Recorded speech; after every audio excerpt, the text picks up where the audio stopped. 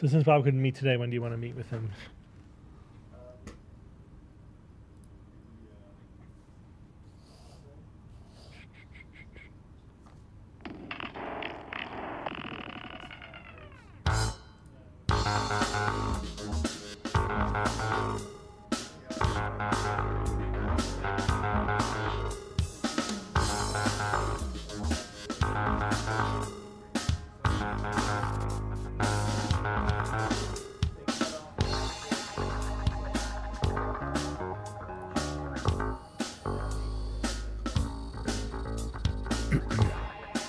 Check.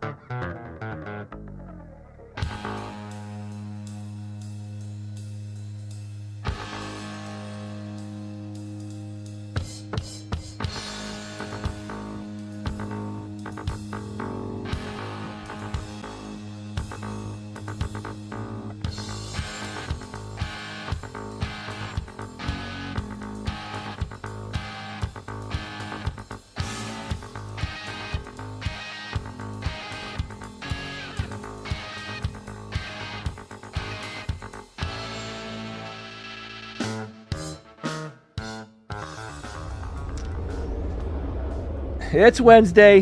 Hey, everybody. It's a Wednesday. It's a Wednesday. So- Jay is back. I'm back. We're back. I'm back for the attack. So this is what's happening. Oh, Lord. Yes. Here it's starting already. NVIDIA. Wait. What? So Welcome people to the thing. Welcome everybody Hello to and the welcome. stream. Okay. Hello and welcome. Why is your mic You know, so when you loud? get older and your hair thins out and you start to bald, Yeah. you have to make yourself not care. Mm-hmm. You have to be like, I just don't care what my hair looks like anymore. Yeah. And that's a hard transition for me. Well, in general, people get happier as they get older, and I think that's because they just don't care. You just stop caring about shit that it's not worth caring about in the first place. What if your hair is the thing that makes you care about things, Yeah. right? Because it is Right. connected to your brain. Mhm. Don't the roots of your hair go into your brain? No. No? Okay.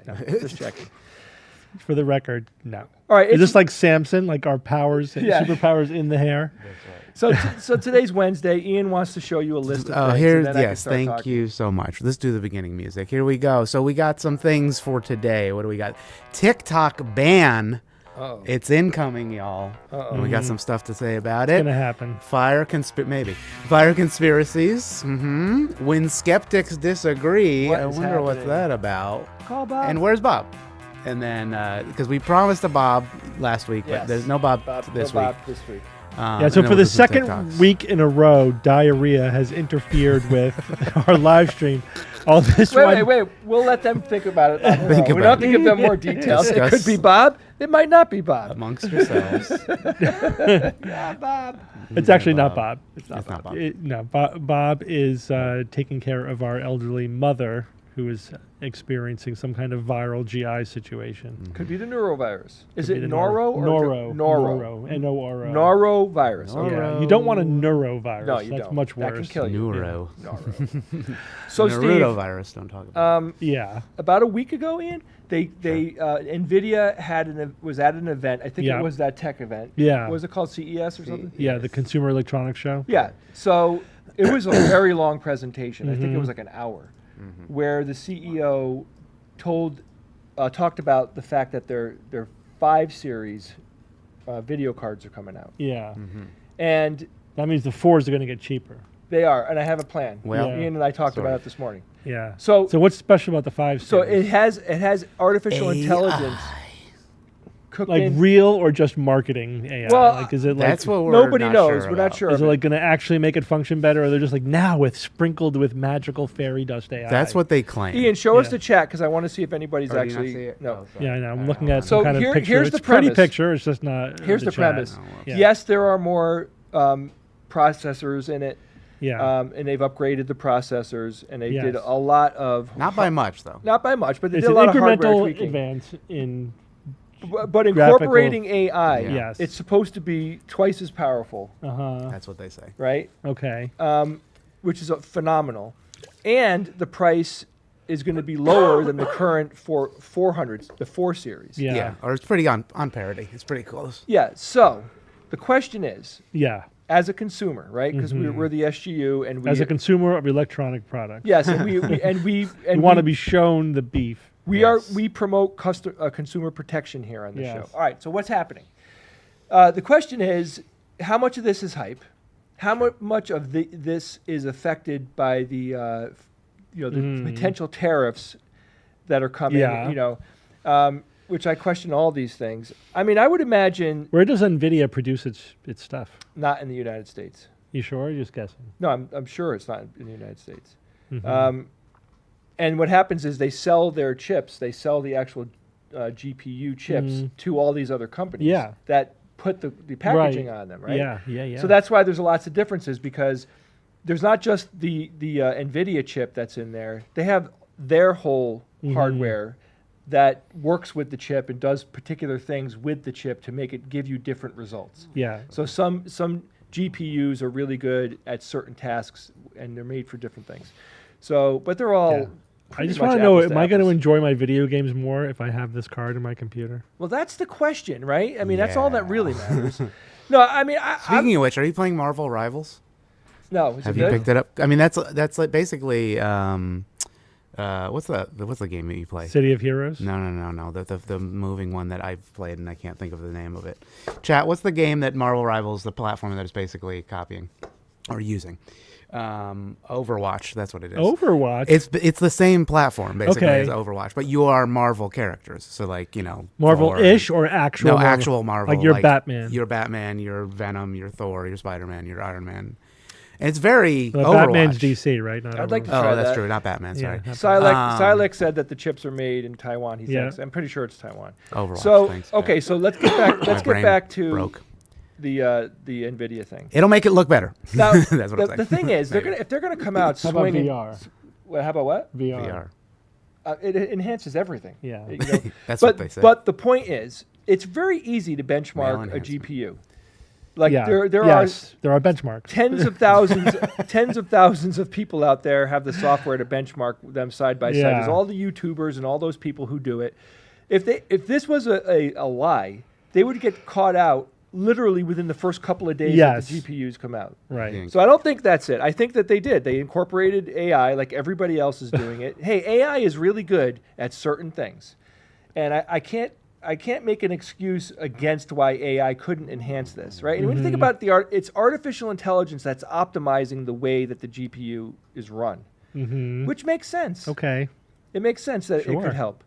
So then the question is, as we were installing Ian's graphics card for the new studio computer, because we bought new PCs. We got the 400 series. We got the 400. we got the 4080 Super. So those are pieces of crap now. Yeah, no, they're garbage. They're one click The away. garbage. They're one click away from the 4090s, which is the best card you can buy today. Mhm. You always want to get the second best card Yeah. on the market. Oh, That's right. it was like $3,000 for a 4090, and it was around 1200 for the 4080 Yeah. Super. Yeah, one notch below the top of the line is always going to be your biggest bang for the buck.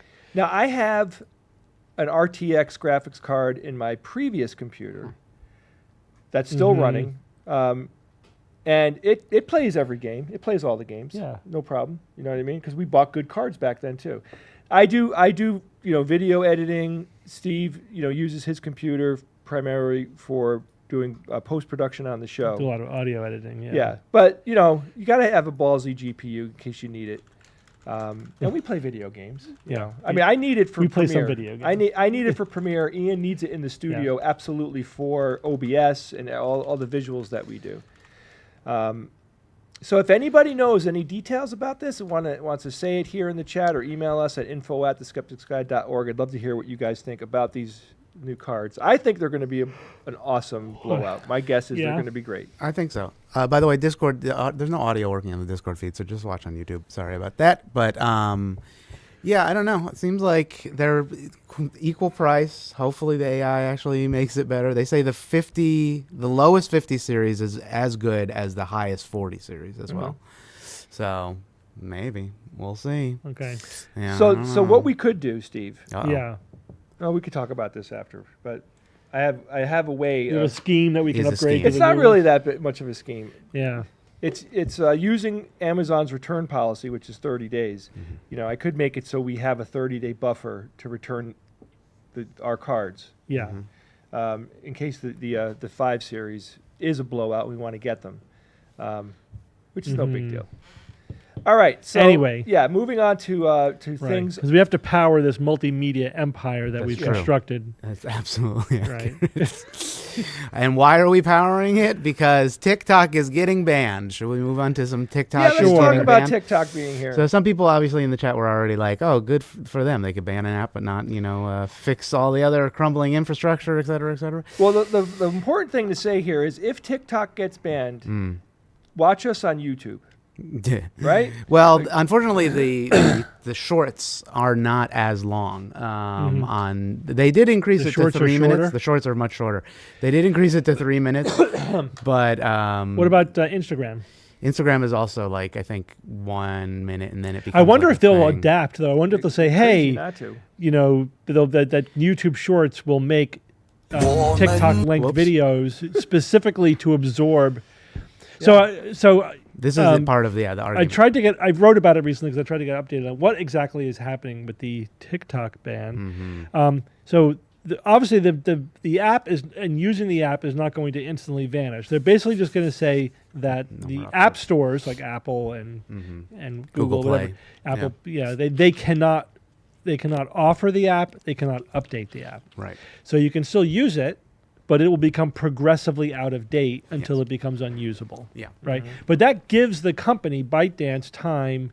If they may be waiting to see if it's actually going to happen, and when it does happen, then they'll have time to comply with the law, which basically means they have to completely. TikTok needs to be completely divested from ByteDance because they don't want it to be owned and operated by a Chinese company out of fear that the Chinese government is using that fact to influence the content on the app, both for two reasons. One, to siphon information from users, but also to influence to put their thumb on the scale of public discourse.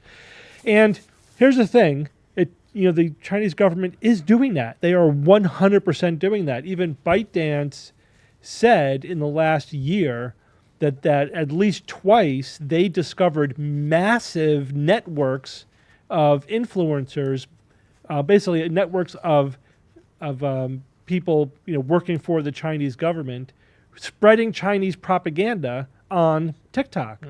And so if they found and shut down 2 of them, and these were massive networks, there was like 15 users with 1,200 accounts or 1,500 accounts, something like that, then are we to be confident that they've caught all of them, or that this wasn't just kind of a, oh, look, we're fixing the problem. It's like, well, you're kind of admitting it exists. First of all, it's a proof of concept, right? The Chinese government is doing it. There's no reason to think they're not going to continue to do it. But the obvious question here is, isn't this happening on every social media platform? Yeah, so that's the other question. Is, does it really matter? Because all social media platforms can be used for political influence, and they also are using as a way of scraping, data from customers. Again, if I think a lot of people have said, if you're not paying for an app, then you are the product, right? Basically, which is this is true. But while all of that is true, and it's a completely separate issue that I think that we need to address in some way, Good luck. do we want the extra added layer of having a hostile foreign authoritarian government being, having that much control over an app thrown into the mix? It's one thing if tech companies are doing it in order to maximize their profits.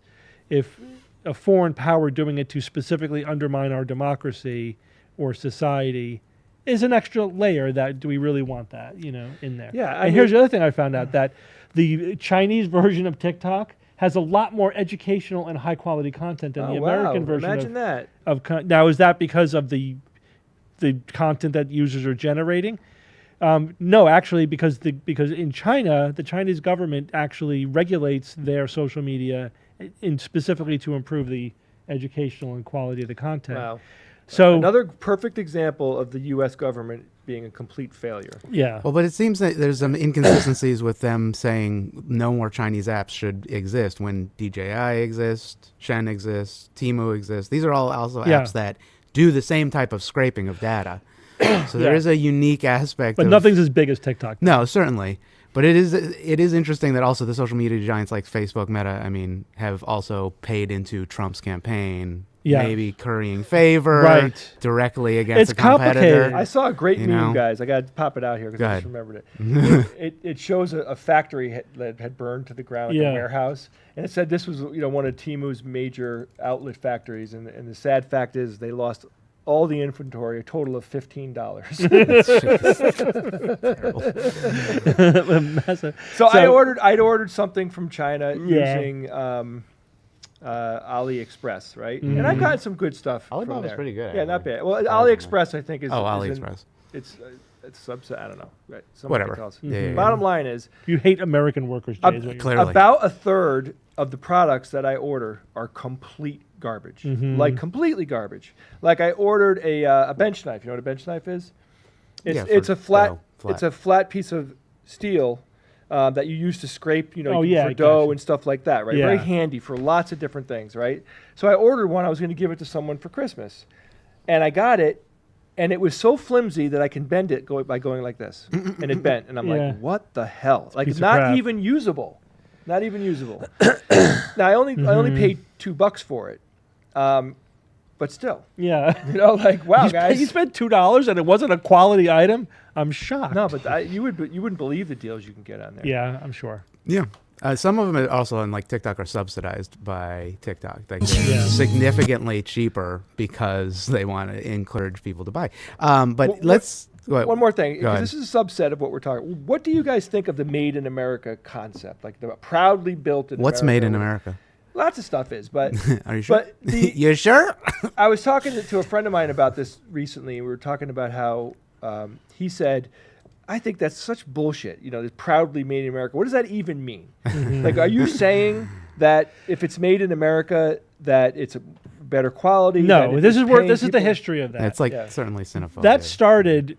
or at least one of the times that it came to prominence, I'm not saying it didn't happen before, was in the 1980s when during the mass panic over the fact that we were exporting a lot of our manufacturing jobs to Japan, right? And then Korea, and then China. It's like a sequence of countries that are basically stealing all of our manufacturing. And the idea is not that they're better because they're made in America.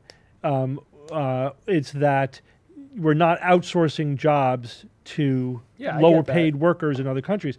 But what happens over time is, this happened in Japan, it happened in Korea, is that, because yes, they have cheap labor because they have a lot of poverty and people are willing to work really cheap. So they could make cheap stuff over there. Companies outsource their labor but then they get wealthier and the quality of living goes up and the salaries go up, and then they're just like us. Yeah. So then they have to go to another country with more poverty, and so they could pay their... if they wait long enough, the U.S. will be in poverty, and then we'll bring it all back, and then we'll be the cheap country, right? Well, it's just that there's a spectrum of money in the world, right? So basically, rich countries are outsourcing labors to poor countries, but as things get equal. At some point things will equalize, and you won't be able to do that anymore. But there's still a lot of countries around the world where we could outsource our cheap labor. Yeah. But the idea is we should be paying a fair living wage to workers to make stuff, not outsourcing to people who are so Whoa. desperate they'll work for cheap. Whoa. So that's that. But yeah, which is interesting because that's a very populist idea. Yeah. But it's also the politics now is so scrambled. It's hard to even say what that is. That left? Is it right? Or whatever. I get that we would have more jobs available in the Yeah. United States, but because one of the Walter. Let's look at the H-1B visa issue. Have you Oh, yeah, gotten this is updated fun. Let me on finish that? my point, though. Yeah. Hold that thought. I just want to finish Yeah. my point. So we don't have a job shortage in the United States. Just to not make right that now. clear. Yeah. Right now, like it's not like all these Americans are suffering without jobs. There's more jobs available than there are people to do it. Yeah, we have pretty historically low unemployment rate right now. So I'm not, I'm sympathetic to having American jobs available, but it isn't that. That's not the issue today. And the other thing that I wanted to bring up was that a lot of people think that products made in China are garbage, Yeah. and that's not true. It's not true. They can make products just as good or as bad as any other country can. I mean, it's a skilled populace. I think they are largely educated. Yeah. It's not, we're not talking about like homeless people building widgets. That's not Yeah. what's happening. Or, they're not like slaves doing it. And they get paid. You know what I mean? Yeah. They're getting paid. China to do did the pretty work. good bringing millions of people out of poverty. Yeah. Recently. Absolutely. As Look a, at- you yeah, know. since the 70s. But this Look is at the what whole China did. dilemma of globalism, right? Is that, there's efficiencies to be had in sort of optimizing supply chains based up, you produce things where they are can most efficiently be produced, and international corporations have erected these networks of super efficient supply chains, but that meant a realignment of jobs, right? Yes, yep. And so there are hollowed out industrial areas of the USA that are suffering because they did not adapt. They got the shitty end of the stick in globalization. I totally get that. But it is complicated because there's a lot of efficiencies to be had. I know there's a lot of joking going on in the comments. Somebody said that this is communist. But this is all capitalism. Yeah. We're just talking about how to make capitalism function efficiently and fairly for the majority of people, right? And so the problem is, part of the problem is, though, there's a number of problems with it. One is that Playing it. I want to play it. that being most profitable for a corporation isn't necessarily the best for the workers and society. That's correct. Oh, it's certainly. Right? And we bitch about China having the biggest CO2 footprint. Or That's just because they have the biggest They have population. the most We have the people, biggest yeah. per yeah, capita. but also they have a shitload of industry there. Yeah, and we're they buying do. those products. Yeah. So it's like it's almost their like their net export, whatever, was $1 trillion this year. But we like complain. Lots of people complain about China's CO2 problem, and we're like, yeah, but the thing is, they have it. They have the biggest population, but they also manufacture so much stuff there, and a lot of CO2 is coming from that manufacturing, and the world is buying their products. It is a global issue. What's going on in China? Of course. Anyway, then there's so many layers to this. Like I was talking about the H-1B visa thing. So this is now this is like the internal civil war happening within MAGA world, right? Yeah. Because it's again the issue of not just like exporting jobs, but immigrants, like people coming to our country. Because one of the core principles of MAGA is immigration's bad, which is dumb because immigration is like the best thing for our economy. Oh, you'll see what happens when But the tech bros cutting stop short. Stop talking. The tech bros are like, but we need these immigrants because they're our workers, right? And this has been focused now on the H-1B visa. So that's basically a visa for a tech job. It's like, we need to bring this person in because they have some technical expertise. And people like Musk are saying, well, we need these H-1B visa workers in order to fill the ranks of our company. But what investigation has found is that they're firing Americans and then using H-1B visa to bring in cheap labor from overseas. Because they'll work for less. Because they'll work for less. Yes. So it's not that, and so Americans like, I can't find a job because you'd have to pay me a living wage for an American. Imagine that. Whatever. And so they just stop. Because again, if you're not keeping up to date on the training in some whatever software programming, you quickly lose it. Yep. So then so it becomes a self-fulfilling prophecy. They created the scarcity by not hiring anybody domestically, and so now we are getting increasingly dependent upon that. But so it's a legitimate issue on both sides. Like, you do need it. We do need the H-1B visa. We do need to bring in immigrants with specific skills, but it then gets abused Right. by people in power to make more money. It's like, I could pay if I bring in people from India, I could pay them less. So, there are no Americans for these jobs, so we have to bring in bullshit. immigrants. But it's bullshit. They're just saying no. They just want to pay them less money. And get them to work more because your visa is tied to your employment. Right. Then there's basically indentured servitude. Like, you're going to work for cheap, and your visa, we own your visa, so Right. we could get you deported at it. So you have to work for us. So there's like if we fire you, you have to, then you're gone. the racist MAGA don't want the brown people, and then the tech bro MAGA just want the poor people. They want the cheap labor. Yeah, so it's like They're all assholes. but Thank you. but there's the thing is, there's always a balance in the middle, right? It's complicated. Well, not between those two assholes. No, I'm just saying, like, if you, like with the H-1B visa Yes, thing, with there's immigration, some- I guess we right. want legal immigration, we want immigrants, but we don't want people pouring over the border. Sure. Whatever. There's always a balance Or to being be a abused. compromise to be had, but like, there's no real political party for that. For like an intelligent, thoughtful, evidence-based, balanced approach. That's the kind of thing that used to get worked out in the middle, but that's the thing that's kind of collapsed in American politics because of our politics are broken, right? And I wonder if it's going to get any there's better a in the middle. next 4 years. Let's go back to the fun Yes. stuff. So, all right, more Here's fun the stuff. fun stuff. We're not So gonna fix TikTok the world. is The world is broken, the Ian, and world- you want to talk about fun stuff. So sorry. Look, TikTok bottom line broken. is this. Bottom line is Oh this. Lord, here we Yeah. go. The new graphics cards, Uh-huh. it's all for gaming. Yes. Let's not lie to each other. That's what it is. If you buy those, you're buying it because of gaming. Yes. Okay, Steve, do you agree with this? Yes. Yes. Okay, fine. All right. So on Yeah. TikTok, as people are becoming more and more aware that TikTok is set to be banned, although there may be a stay order, but who knows? They're not- On the Supreme 19th. Court's not going to stay the order. Okay, so then they're effectively banned. People are posting the Chinese Spy and me, things like this, like I'm gonna miss you, my Chinese spy, with this very popular song, which is very funny. It's just it's all over TikTok of people crying. This guy is pretty funny. He's like, I think I know. Somebody who could save TikTok. Can't hear it. You can't hear it. It's a little quiet. All right, that dog is adorable. That's pretty damn cute.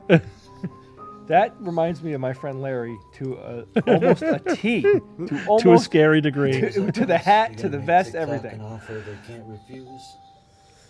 Ian, send that to me. Would you mind? I Very gotta funny. send that around You to my ready for a friends. cigar too? We saw this. I saw this and it was like, yes, that's very good. Minus Cubans. So Oh boy, look at this. it's cute, very cute, very cute. And so there's great. another one that I gotta find, which is really funny. TikTok spy Did you see the one? says goodbye. It's been going around recently where they show a bunch of dogs like kind of talking. They're not really talking, but this Italian woman is talking to her dog, and the dog has picked up her Italian way of talking. Have you heard this? No. Oh my God, it's ridiculous. That's pretty funny. We Pretty talked good. about a study not too long ago where that showed that cows in the UK have regional accents. Like Scottish cows have Scottish accents, and Yeah, the ones in England go. Here's what funny one that I saw. This is your Chinese spy speaking. I want to post this video before it's too late. I guess we are not going to see each other again in the future. That's why I have something to say. It is a great honor to spy on you for the last few years. I wish you all have a great life in the future. Now is something personal. Laura from California, you shouldn't drink that much Coca-Cola. It is bad for your health. And also Peter from New York, you mama loves you. You shouldn't treat her like that, okay? And Stephanie from Texas, don't send your nude picture to the guy called Marvin. He's a fuck boy. Oh my God. It's very Holy so it's been shit. pretty funny on TikTok as of late. So one thing that people may not know is that TikTok users are flocking to this Chinese app, which is essentially the real TikTok in China. It's not actually. There's another. There's Douyin and there's this Yeah. Xiaohongshu, which is red note, which is pretty cool. It's basically the same. And as you are aware, the Supreme Court only struck down ByteDance and TikTok. So it's not going after other apps. So there is a funny fact that the TikTok refugees, as they're being called, are flocking to this other app, which is essentially the same thing. I would never use an app like that. Really? Like, That's funny because follow us on RedNote because I set this up last night and I posted. We got 3 views already. So 3 views. Wow. I mean, it's going like hotcakes. It has the same setup as TikTok. It's basically TikTok. So you can download that app. Most of it's in Mandarin. But it's in Mandarin. Yeah. What do you actually, a lot of it, they are the devs because it is the #1 app right now because everybody's downloading it. They are working on making it English. And it's mostly for people in China and they're welcoming everybody. So is it a different? It's not ByteDance. It's a different. It's not ByteDance. It's a different company. And thank God I have a filter. In I'm my like, head, so many things I'm not saying right now. I was like, I'm just gonna post things there too. Might as well because I think everybody's moving over. Well, that's the thing. You can easily just post to any whatever. Yeah, you literally. take your video, just post it everywhere. I have an idea, guys. I have a really good idea.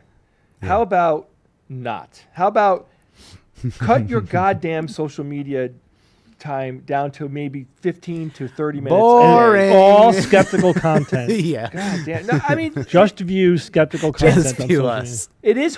We should say nothing else this. worth It's important saying. to say this. Yeah, our 3 spies came with us. They watched It us. is horribly bad. It is really bad. It is bad. Yeah. It's a total time soak. If you took half the It's time that time you suck. spent on You're social media and used it to learn something, Well, they have Mandarin courses here, so you could learn Mandarin once we all become Chinese. Yes. It'll be So like. why is it though that we all could be like, you could see how many hours a day you're on social media. You can track that, right? And Yeah. let's say that so somebody that's fine. says, "Oh, I spent 3 hours today on social media." Why isn't that making them freak out and go, "Oh my God, I spent 3 hours of my conscious time watching nonsense"? Yeah. Why doesn't this bother us? Mhm. And I'll tell you, Because it's fun. one reason is, it's fun. it's like a video game. It's a series of dopamine hits. Mhm. And what happens is you get used to that, Yeah. and you crave Right. it. You crave it. You do. It's a craving, Mhm. and then you're bored. Let me ask you guys a question: do you watch TikTok, say, while you're brushing your teeth? No. No, probably not. Watch this though. Let's see what the chat says. Be honest. Maybe. I mean, like, if While you're brushing, in you're the going to be bathroom, brushing your teeth and watching a That's video. hard. Let's yeah. see what the chat says. I'm curious here. No, I don't. A few more seconds. Few more seconds. Who watches social media while they're having sex? That's what I want to know. That's a different. I mean, That's a different animal? For tips, I don't know. Just the. I'm horrible. Oh, who said it? I think it does. You know, of course, you could pick. No. You could pick which content is legitimate or not. But I mean, let's face it. Most of us, when we're on TikTok, you know, a lot Marina of says yes. yes, some people do it. Okay, and I caught myself doing it recently, and I'm like, I'm not doing that. I'm going to be Really? alone in my head for 2 minutes. Yeah, because I could be watching something, and I walk in, and whatever. It happens. It happens, guys. But it slowly creeps into different corners of your life, and we got to be conscious of this. It's unhealthy. You know, if you have kids, do you want? Who the hell's saying I'm exaggerating? I'm not exaggerating. It's you're on TikTok right now, right? Aha, on gotcha. YouTube. He's on YouTube. Case in actually. point. I would argue Whatever, that you're our on social content- media. Yeah, Our you're on content something. has more value to it than I think than a lot of other Yeah, stuff, which is take that. basically junk food. It's all Well, junk so food. that Not this everything. is the social media dilemma. It's like it's a great application for democratization of information, Certainly. for access to information, for communication, for tying groups, subgroups together. We certainly use it. Have been using it for 20 years for spreading skepticism and scientific literacy and science communication, all that stuff. But it is just a super convenient platform for promoting nonsense, for spreading misinformation, for spreading propaganda, Yep. and for political influence. And now that political influence crosses national boundaries. Again, this is nothing new. It's just orders of magnitude bigger. It's just easier, cheaper, faster, more thorough. And it's a massive social experiment that we're conducting. It doesn't seem to be going well by any objective measure. By any objective measure, it does not seem to be going well, is the net effect.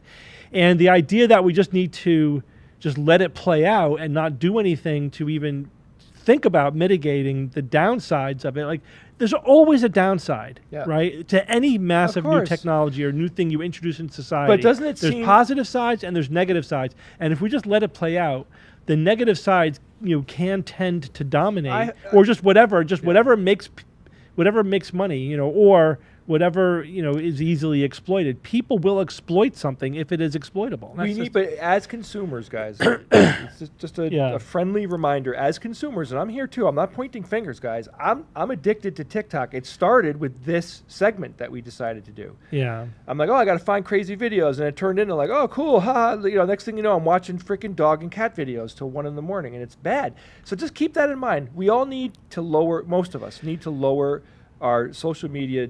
The amount of time. Well, it's good to maximize your non-screen time, to make sure that you have enough hours in the day where you're not sitting on your ass and you're not looking at screens. Yep. So that you just for stimulation, for physical activity, for your psychological health, that's a good thing, because it is easy to get sucked into just living on on screens. Whatever it is that you're doing, and you've trained your brain to crave these dopamine hits, which it's not good. It's not good. And then again, the social media thing, like we all have to be like, this is where again, internet, media savvy, critical thinking, scientific literacy is more important than ever. But, trying to deal with a societal problem on an individual level rarely works. Societal problems need societal solutions. Huge, massive, multi-billion-dollar, intrusive, all-consuming industries need some thoughtful regulation. I'm just not seeing that there's any movement out there, for any kind of even. Let's have a conversation about maybe is there anything we could do to regulation-wise to stop the worst abuses of these platforms. It's radicalizing our society. That's the other thing. It's not only spreading misinformation, it's spreading disinformation. It's also spreading radicalization. There are people who think the world is fucking flat. I know we take that for granted now. It's just part of the background. Yep. That was unthinkable, except for the most ridiculous fringe. That was so much on the fringe that nobody even believed they really believed it. It was like the flat earthers, they don't really believe the earth is flat. It's just all tongue in cheek. And that was probably true pre-social media. But now there are people who actually freaking believe it. How did that happen? I don't really see a significant portion of human beings believing that in the modern era prior to social media. Yep. That required algorithmic, computer-generated, radicalization of views. That's what that required, and now we have that. And the whole QAnon thing. QAnon is the most ridiculous conspiracy theory you could imagine, and it motivated people to attack our freaking Capitol. Yeah. Yep. They were radicalized by fucking YouTube algorithms. I know. Yeah. So this is not benign, but we have to recognize the neurological, the psychological potential here.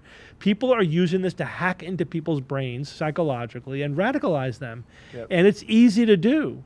It's actually not that hard to do. We are more vulnerable to this than we realized, or than I think the general public realized. Psychologists realize this. They do experiments showing how easy it is to hack people's thoughts and behaviors all the time. There's 100 years of literature on exactly how to do this. Magicians do this as a form of entertainment for centuries. That's what magic is. Stage magic is hacking into your perception of reality for entertainment. Yeah, but now people are using it to control the world. Yeah, it's weaponized. Basically. Someone said Been that weaponized. I'm assuming everyone on here is like me. I'm not making any assumptions here at all. I actually have read statistics about social media usage and how it's changed over the last, you can go back to the very beginning. You can see it is dramatically going up. And just because you don't have a problem, don't assume that a lot of people who That are no one listening to does. this don't have a problem. And how do you define problem, right? The other thing is, do you believe weird shit because of videos you saw on YouTube? There are so the thing is, the social media is very good at promoting narratives, and the narratives that tend to spread and sell are ones that push our emotional buttons, not the ones that are intellectually rigorous or critical thinking or whatever. They're the ones that push our emotional buttons, especially any kind of outrage. And so that is what is spreading. Yeah. That is what is spreading.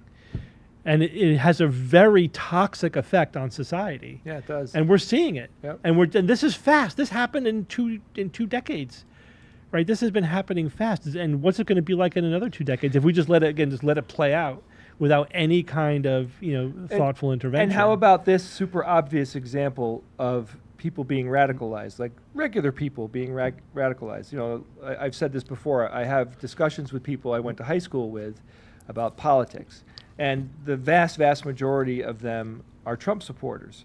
And I very patiently, over the last 8 years, have been trying to get literally one reasonable conversation with a Trump supporter. I tried, and I've said this, and I couldn't get one person to actually have a reasonable conversation with me, meaning let's share information, let's treat each other with respect, and let's try to find what the actual truth is. Right? It's not as easy as I just said, because it does take some work to get there. Not only have these regular people been radicalized by misinformation online, but I hate to say this, but like the vast majority of them were assholes. The radicalization of the information they have in their brain about the politics in the United States has turned them into people that I don't recognize anymore.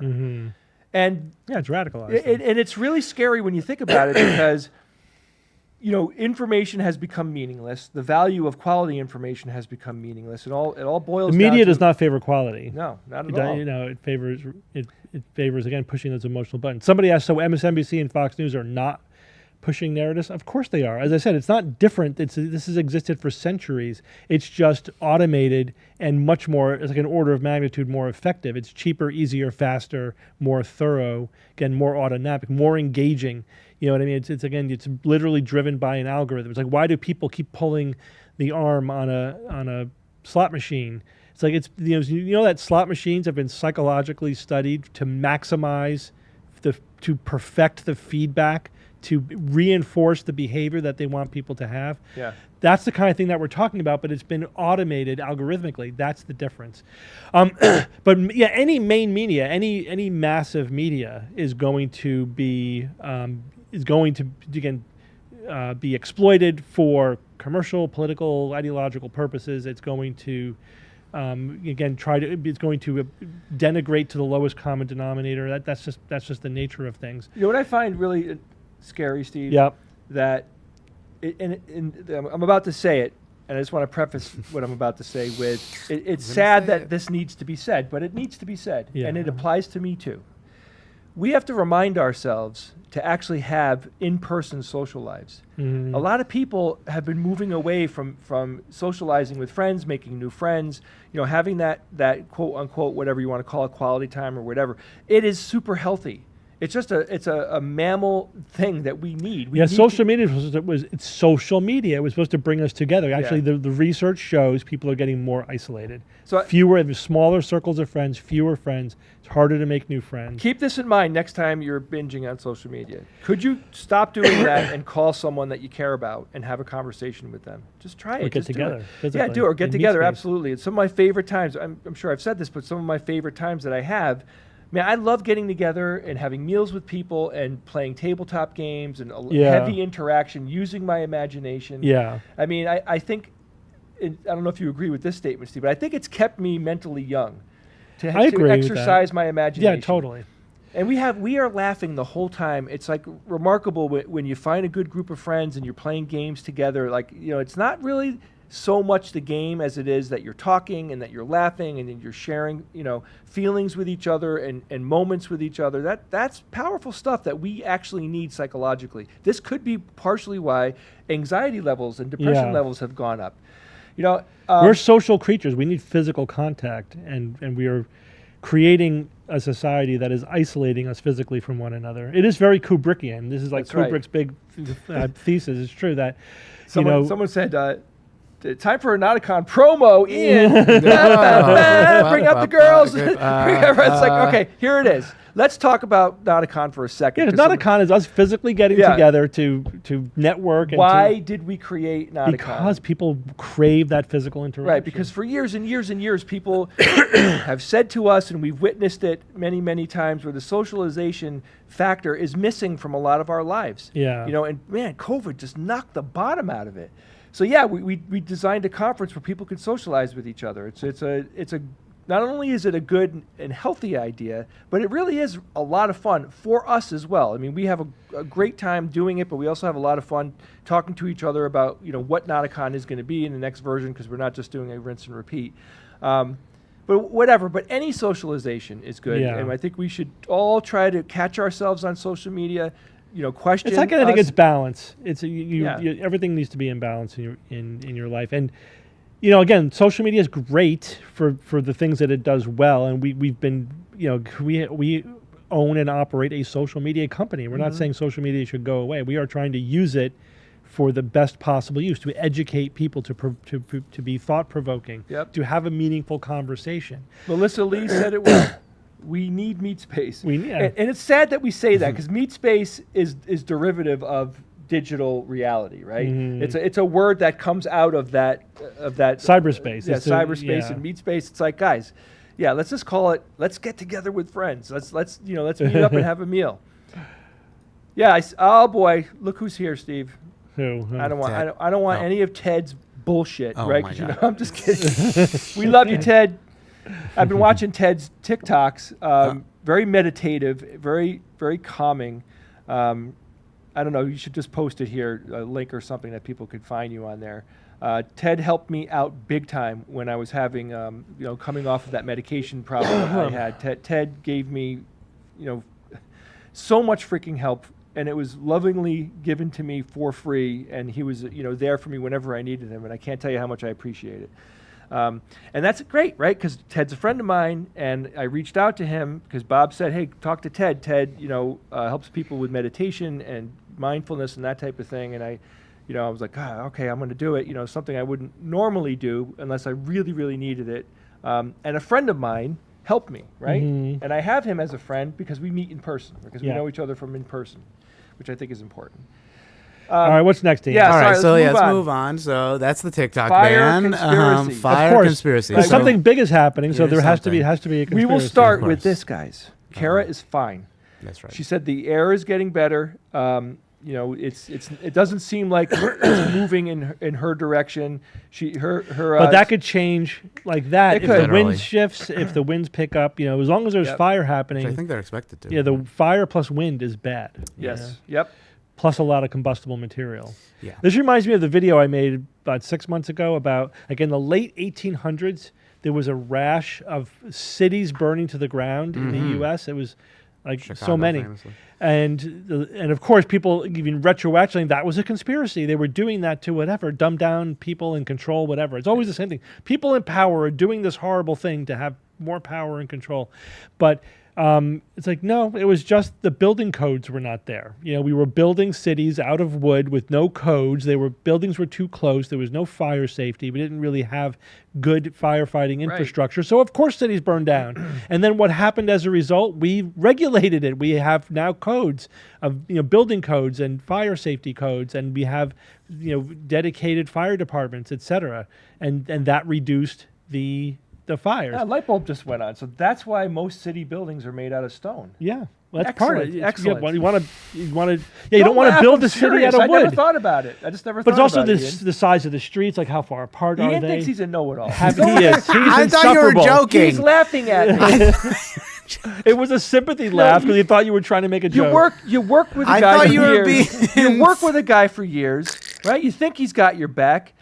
You son of a bitch. I thought you were being facetious and just like, No, maybe we should build things out of brick. Yeah, okay. No, but I'm dead serious. I I know. just simply never thought about it before. And as Steve said it, I'm scrolling through my head going, shit, yeah, it's all stone. That's true. So now we're getting into a new era of fires because of ding, ding, ding, global warming, Hey, right? shit. whoa. And so Woke. Jesus. Woke we alarm. we might need new regulations. So basically, the thing about the LA fire is that they hot. It's they very didn't hot. have the infrastructure to deal with this situation. Yeah. But did anyone even think it could happen? Yeah, sure. I mean, they have been wildfires happening. there, but this just tipped over. So there's a few things. Like there was one thing that was happening I didn't even think about. The fire got so hot. How hot was How it? hot was it? Hey, It was whoa, so my hot. That's terrible. I barely know her. It was melting water pipes. Holy shit. Like copper?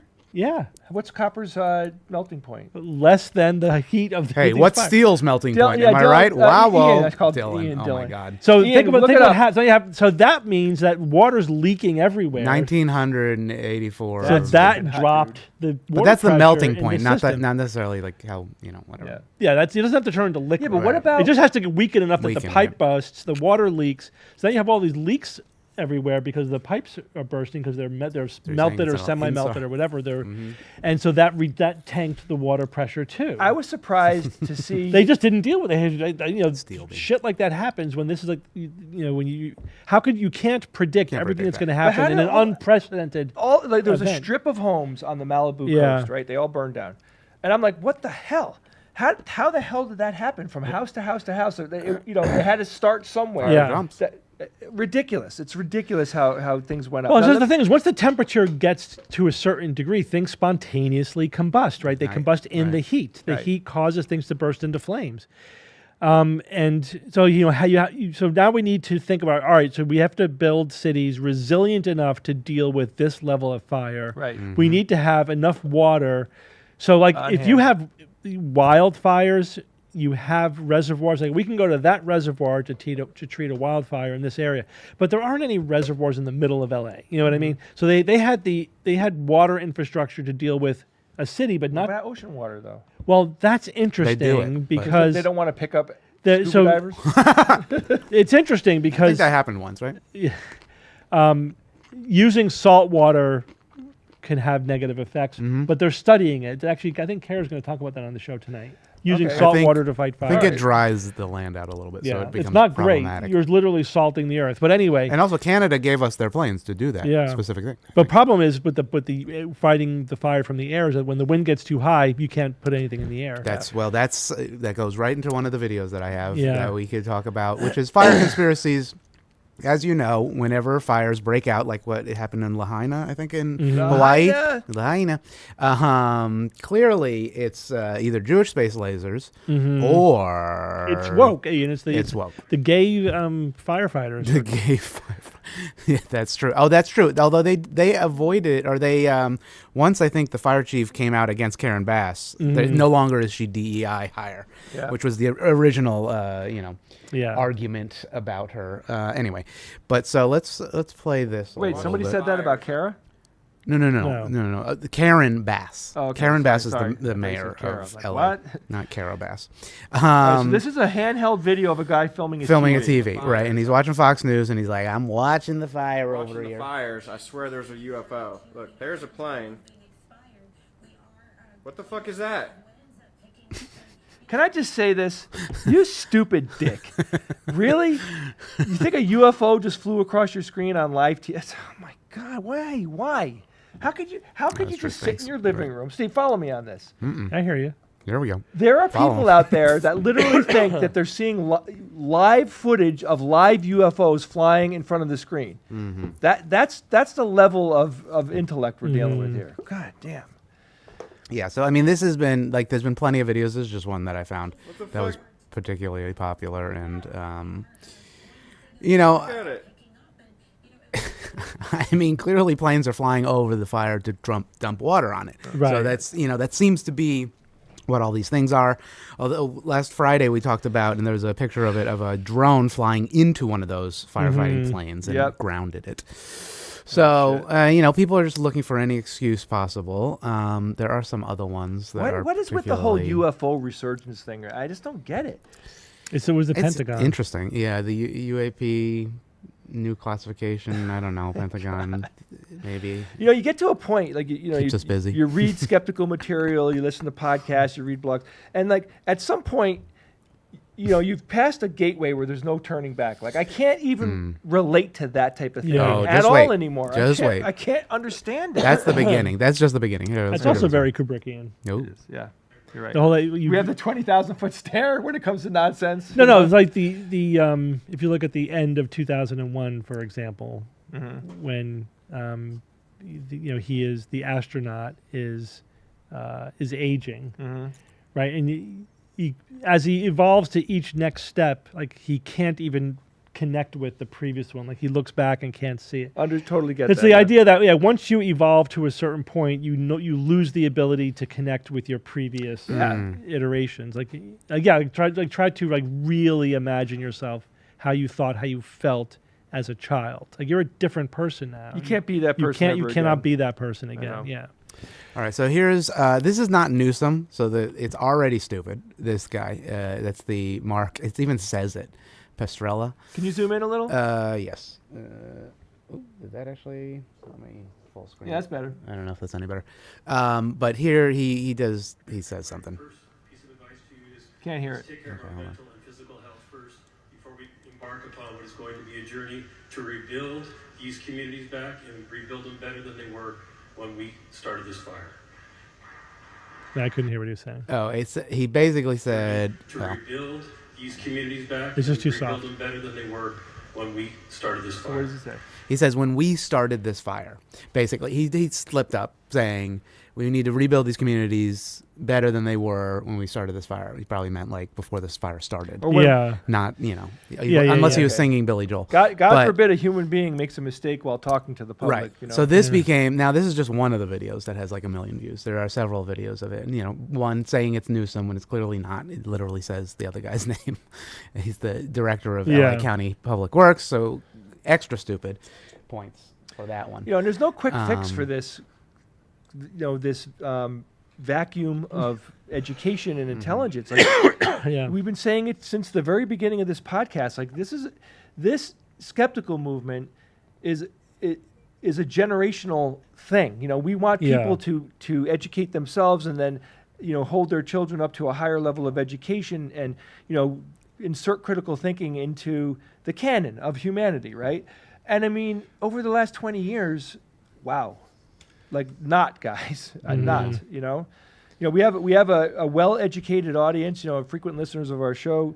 We have a great group of people, but largely in the United States. I mean, I'm sure this is a global thing as well, but in the United States, it just seems like we hit the rewind button, going back to the 30s. It's like what's happening? So here's some of the DEI things. 0% contained, 100% DEI. This is like early on when the fire chief, she had said something to the effect like DEI is very important to me, or it's like one of my top priorities like a year ago or something like that. And so this was early on before she then came out and said, well, we were also underfunded, which is interesting. The Why- subtext here is women and people of color, can't perform. Right. Okay. Yeah. Great. Yeah. That's a great message. I can't wait to teach my kids that message. Yeah, it's just, I mean, it's anything to excuse, like, climate change as opposed to taking, Right. This is another one, of course, it's a Jewish conspiracy, and it's like, oh, the Resnicks own all of California's water or something like that, which is just, like, Nope. crazy. Stu Peters is, like, a particularly evil right-wing D-bag. Of course, this is Twitter. So Twitter's not really doing much better, I think, than any Twitter other doesn't social... even exist to me anymore. Yeah, I mean, it seems like all the social media platforms in America are shifting very right-wing, so I don't know if we're doing much better here. And then let's see, LA fires are part of a large globalist, oh, that's Alex Jones, so it's literally globalist, the globalists are taking over, turning the frogs gay, plot to wage economic warfare and industrial. I mean, it's either that, Ian, The untied or states. it's just an out of control fire. Yeah. Like One of it's- the two. It's either like this manipulation that goes back, decades, and the Illuminati, or it's a freaking fire, dude. One of the yeah. know? It's much easier to think it's a big conspiracy in a way, even though it isn't. It's just more fun maybe because you have secret knowledge. There was although on Twitter there was this guy who's pretty cool. I think he actually posted this on TikTok or Instagram, as you can see. He talks about trees. He really likes trees, which is particularly trees. fun. So this is kind of a fun video. So let me just play this. This is a perfect example of how fucking gangster old growth coastal redwood trees are. This just tree a kind of a completely burnt goofball, on the inside but- 3 years ago, and it doesn't give a fuck. This tree is so fire resistant, the bark is over 4 feet thick. Look at this bark right here. That's its shield, Mother Nature's fire control. This thing didn't even fully burn, and it was burning for multiple days. Beef. These trees are fucking gangster. You gotta start protecting this real shit. Completely burnt in the inside, it's still alive. And these two branches are fusing together, grafting it to a fused stem. This is why they survived the fire. Look how thick this bark is, bro. That really thing is amazing. fucking huge, dude. It's like a fence post, but twice as thick. I like That this real guy. shit. You can see the layers where it burnt. One layer burnt, but the other layer is good. Every year they just add a new layer. So this bitch gets like 4 feet. Yeah, look how big the root is, dude. That's a root right there. You can see it's not that deep. It stretches the car because his homie's gonna help him hold it down. But he's trying to reach that water. That's why they look at the root right there, to the branches and roots in the water. Oh, that water's so clean. This is salmon habitat too. Based. It's a riparian habitat. That's why these trees get so fucking big. The roots go straight in the water, dude. Look how big those roots are. It's so sick. happy. I They know. broke 3 years ago. Tree Zero guys, they're fucks funny. given. The largest redwood. But it brings up the point of Wait. Yeah. I want to talk about skepticism like this guy talks about it. yeah, he's That very is awesome. excited. I want to say something. ahead. I saw Neil deGrasse Tyson had a video I just recently saw that talks about the mycelium network. Yeah. And it's interesting. He said that when a tree is cut down, or let's say by a human, the other trees around it, through the mycelium network, help feed the stump nutrients and everything, and the stump can go on living for Yeah. another 100 years, which is really, really fascinating. All right, go ahead, Ian. Sorry. But well, Carry the on. point of this was to bring up. He makes another point later on, is that some of the transplanted or non-native plants contributed to exacerbating the fire, like the eucalyptus plant coming from Australia, which apparently is full of oil and helps exacerbate the Yeah. fires, as opposed to these old growth trees and more native plants kind of used to, maybe evolutionarily, fires breaking out. So there is something also to the human element of like what we prefer visually, I guess. It's funny how when you hear someone speak so genuinely enthusiastic like this, it just feels so genuine to me. It is kind of like you can't help but sink into it a little bit. Yes, Like he's his very enthusiasm excited. is like I'm like, yeah, wow, look at that bark. You know what I mean? I love that. I love it. Those trees are amazing, by the way. Yeah, they're beautiful. Yep. I mean, it's really great. Hold on. Yep. TikTok is yelling at me for being inactive, even though I'm That's not. our next project is gangster skepticism. Yeah, just like really into. Ian, how did you turn look at off these UFOs. the TikTok 1 hour alarm thing that we used Oh, to I get? just muted it. Okay. Just I know it's whatever. You hope they ban TikTok. You're on Facebook. You have nothing to say. Thank you. Okay, you ban Facebook too. I think we need to have the Facebook, the YouTube, and the TikTok people all of go to them. war with each other. I don't really know Send how them I feel. to Mars. I honestly don't know how Send I them feel to about the Mars. TikTok thing, because it is possible, like Steve was saying, that there is some shenanigans going on. There is shenanigans going on, but Yeah, the thing is, there are. all social media has Yeah, shenanigans yeah, going yes. on. So it's a little bit hypocritical. I agree Very to much, isolate yes. TikTok. I agree. But if it becomes part of a bigger conversation, it's like, okay, It's we don't not want gonna. China fucking with American democracy and society. I get that, but can we have a bigger conversation about social media and and all of these giant tech companies Right. with the amount of control that they have? Can we talk about Facebook getting rid of the fact checking? Yeah. Like, well, we're gonna have community notes, which is ridiculous. That's like a Well, nothing. I'm talking about that tonight. Yeah. So we'll go into the details. This is the show. Seems that's like coming they out just Saturday. don't want a competitor, and also maybe state I don't State like. Department interests. and I all that don't kind of like stuff, a I single get it. person like Zuckerberg Yes, and he's Elon. decent. I mean, yeah. I they're- don't like they're when the one same person can like have total control. Mm-hmm. I don't know. It's too much power. It is. That's it. Right. And the Too thing much is, power. historically, we regulated mass media because we recognized that that's too much power for one person to have or a few people to have. So like you couldn't monopolize a media market. There's all these things, the fairness doctrine, blah blah. There's all these things we did because we recognized how impactful mass media could be on society. And now we're just like, social media basically made an end run around those regulations, and we're just not. There's no appetite for any new It's like 10 times worse, but we're not going to regulate it because it's freedom of speech. Yeah. And we'll just see what happens. Yeah, you can't spy on us. That's our job. That's right. That's our That's job. literally it. You can't fight in here. This is the war room. So, have you guys heard of the Getty Museum Yes. in L.A.? Yeah, of course. Okay, but have you really heard of the Getty I've- Museum no, I've been there. in L.A.? Oh, you've been there, I've been Jay? there, yeah. Oh, that's a little suspect because fact-checked. Well, I don't know. False claim that thousands of children are being held beneath the Getty Museum. And the reason why I bring this one up, which is kind of an old article, 2 years old, is because it's been popularized that the fires were part of a plan for the Getty spider who's underneath. What are we looking at right now? It's just, there's a whole deep web, pun intended, of some crazy conspiracy that thousands of children are being held under the Getty Museum, and there's like a pan-dimensional being that is also held underneath there, that the fires are a way to get her out, and then she helps us get the children. I don't know. There are some people that are just living in fantasy It's land. just another level. So But then you have to realize, okay. just one other point here about social Go media. ahead. Like there's 8 billion people on this planet. There's over 300 million people in the United States. That's a lot of people. Sure. And you don't realize it. Even a tiny, small percentage of people, if they are sociopaths or psychopaths, which we know, like 1% of people or whatever are psychopaths.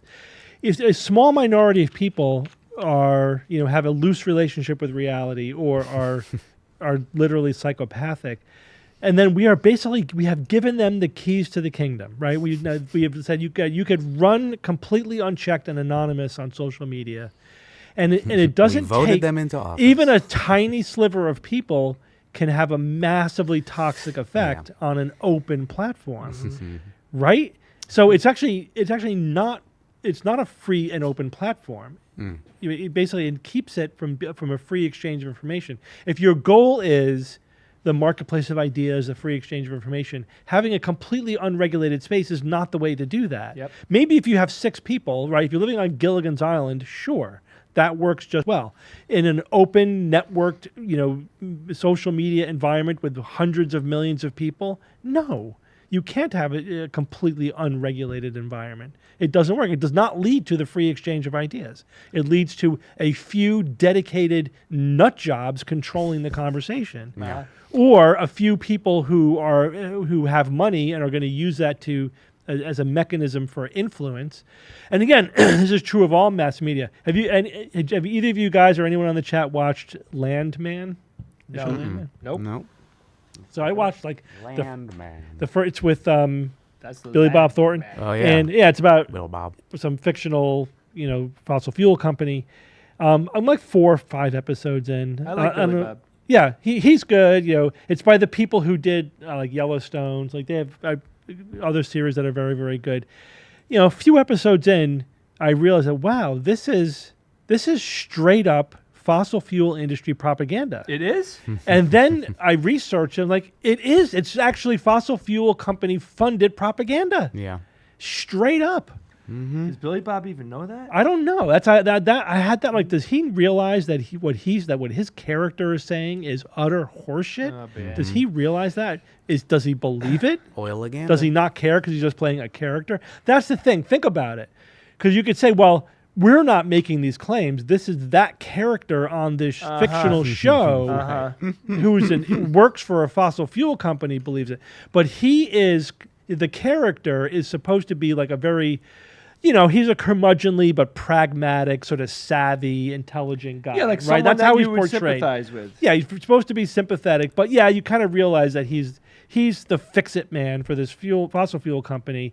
But he's like the skeptic. Like he's like, oh, don't believe that. This is what's really going on, right? He's that kind of guy. What an interesting way to get misinformation. But out there. but totally. So like the episode that really smacked me in the face when like he's showing it's also so sexist. The whole like every woman on the show is like a complete ditz.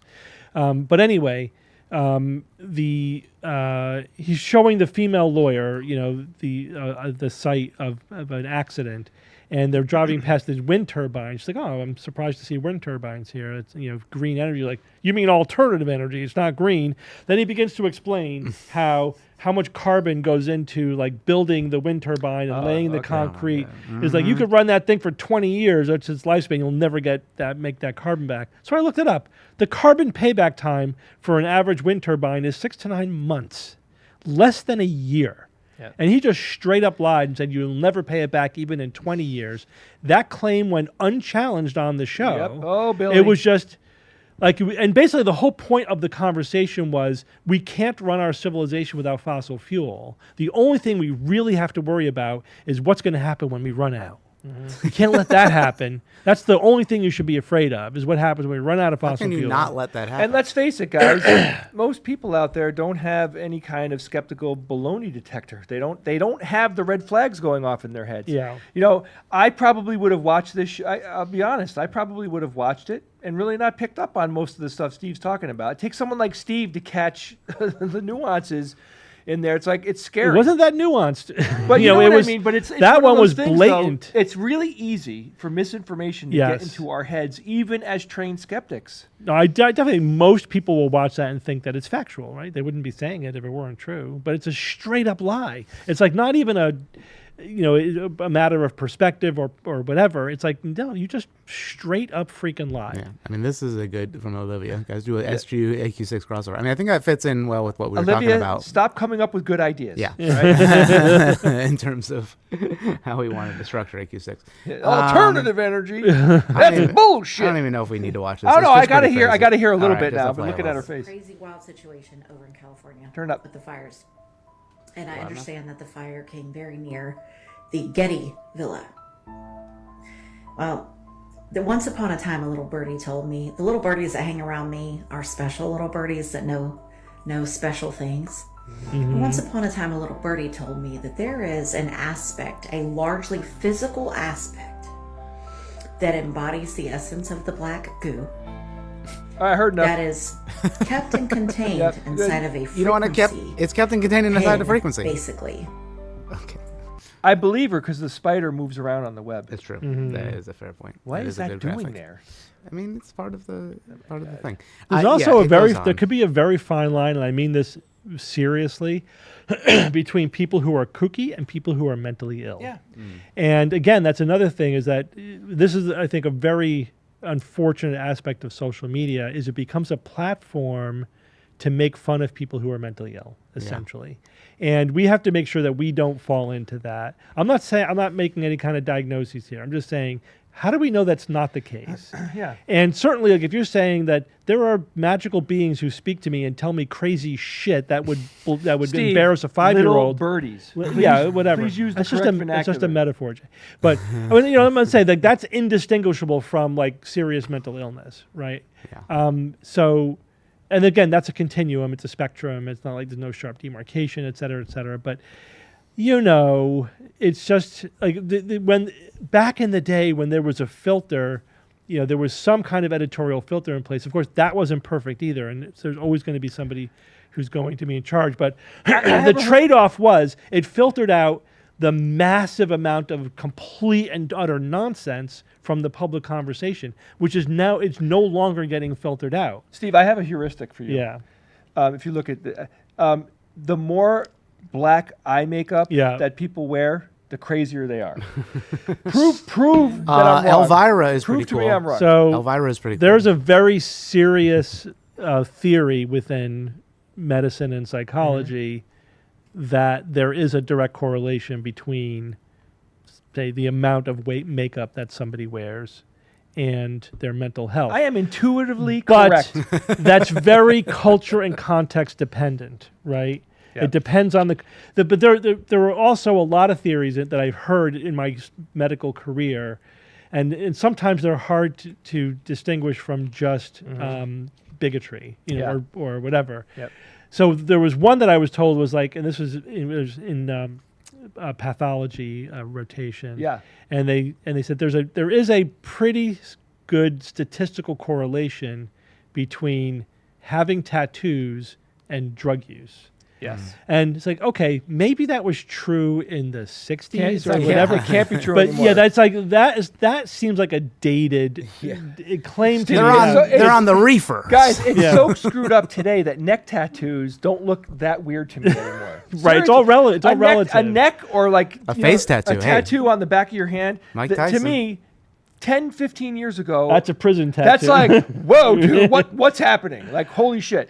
And today, it's like you see it, you don't even you don't even think twice it about doesn't it. even register Right. anymore. Yeah. Kara's got hand tattoos. Ah. Or she's like going on her finger, I think. Yeah. But anyway, so there's a lot. But it's interesting though to think it's so interesting to think that like okay, there are things that people can do and might Yeah. commonly do that can express their level of mental health. I'm telling you that intuitively, and I'm not bragging at all. I think a lot of people feel this way. I've been around people wearing super heavy makeup, and they're always sus to me in one way or another. But if you come from New Jersey, it's normal. it is wrong. Wait a minute, that's my mom. The shore. Yeah. If you're at the, Yeah, and No, if you're it is orange. culture, and the thing is, in very seriously, like in the mental health realm, we're always comparing the individual to their cultural norm.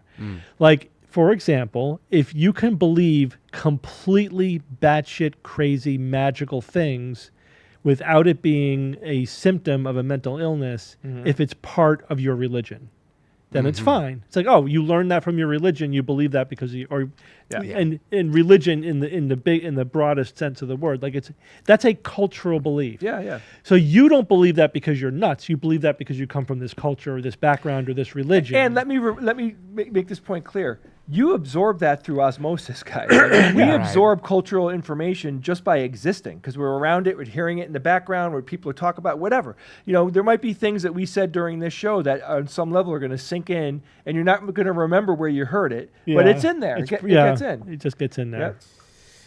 Anyway, let's move on to some other stuff. When skeptics disagree. We never disagree What the hell? because our beliefs are evidence-based, rational, and reasonable. You are so And full of consistent. shit, Steve. So we should always come to What the the same hell? conclusion as No. long as we have the same Well, evidence. You had me at Well, always come. Okay, all right. Come on, that's all right. If I can't joke around, I don't want to be alive. All right. Okay. I'm on enough Just you gotta text joke change. around in here. Yeah, I'm on enough It text doesn't have to change come with out you. here I told or you. into here. I am filtering out 90% of what I'm thinking. yeah, okay? I believe you. I am. You know, I believe you. You knew me in I've my 20s. experienced the other 90%. In my teens and 20s, I had no filter. I said everything. yeah. Yeah, just I don't said give, all the words. I said all the words. All Don't give Jay your Of all phone the best number. words. He will put it on a text chain. right, now what the hell are we doing? Okay, let me so- I'll tee this up. Okay, good.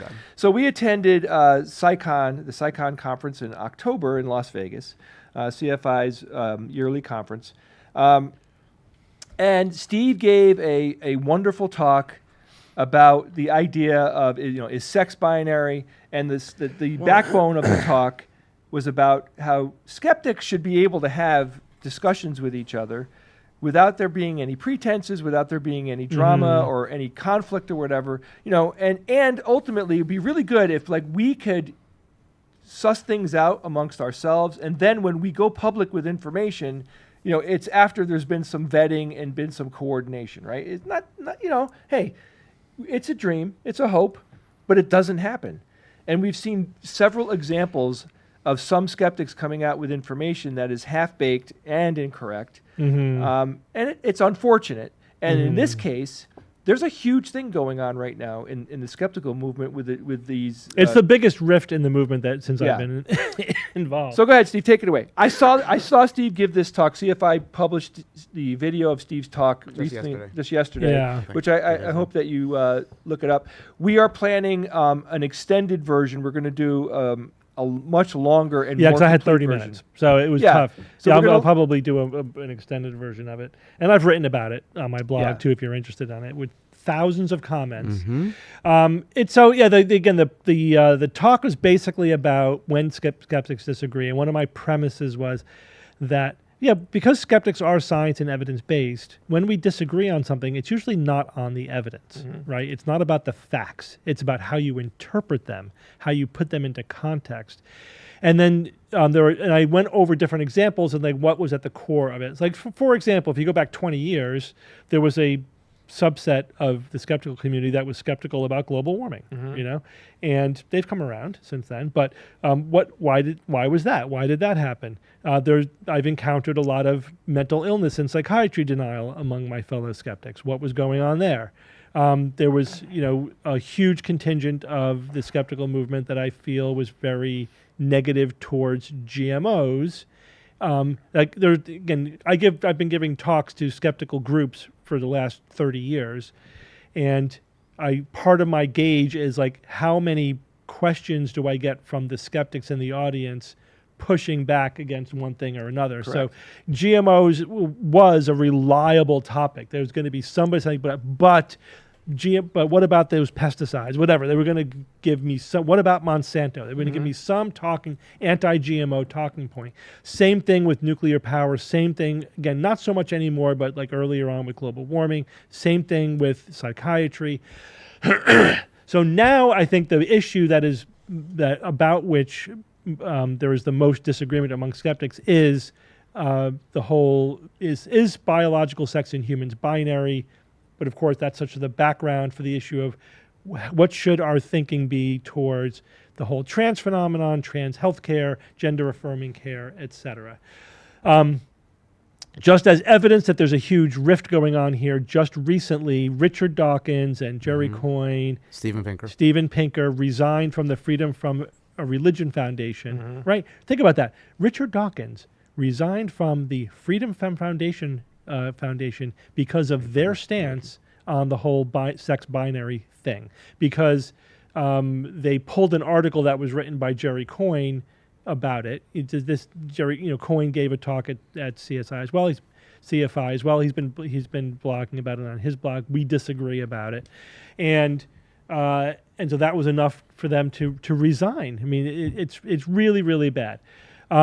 Here, and I've been arguing with people about this now, including named skeptics, right? People you will recognize as somebody who is prominent in the skeptical movement, and it's really disappointing. It is very disappointing how ideological and how parochial people are being on this issue.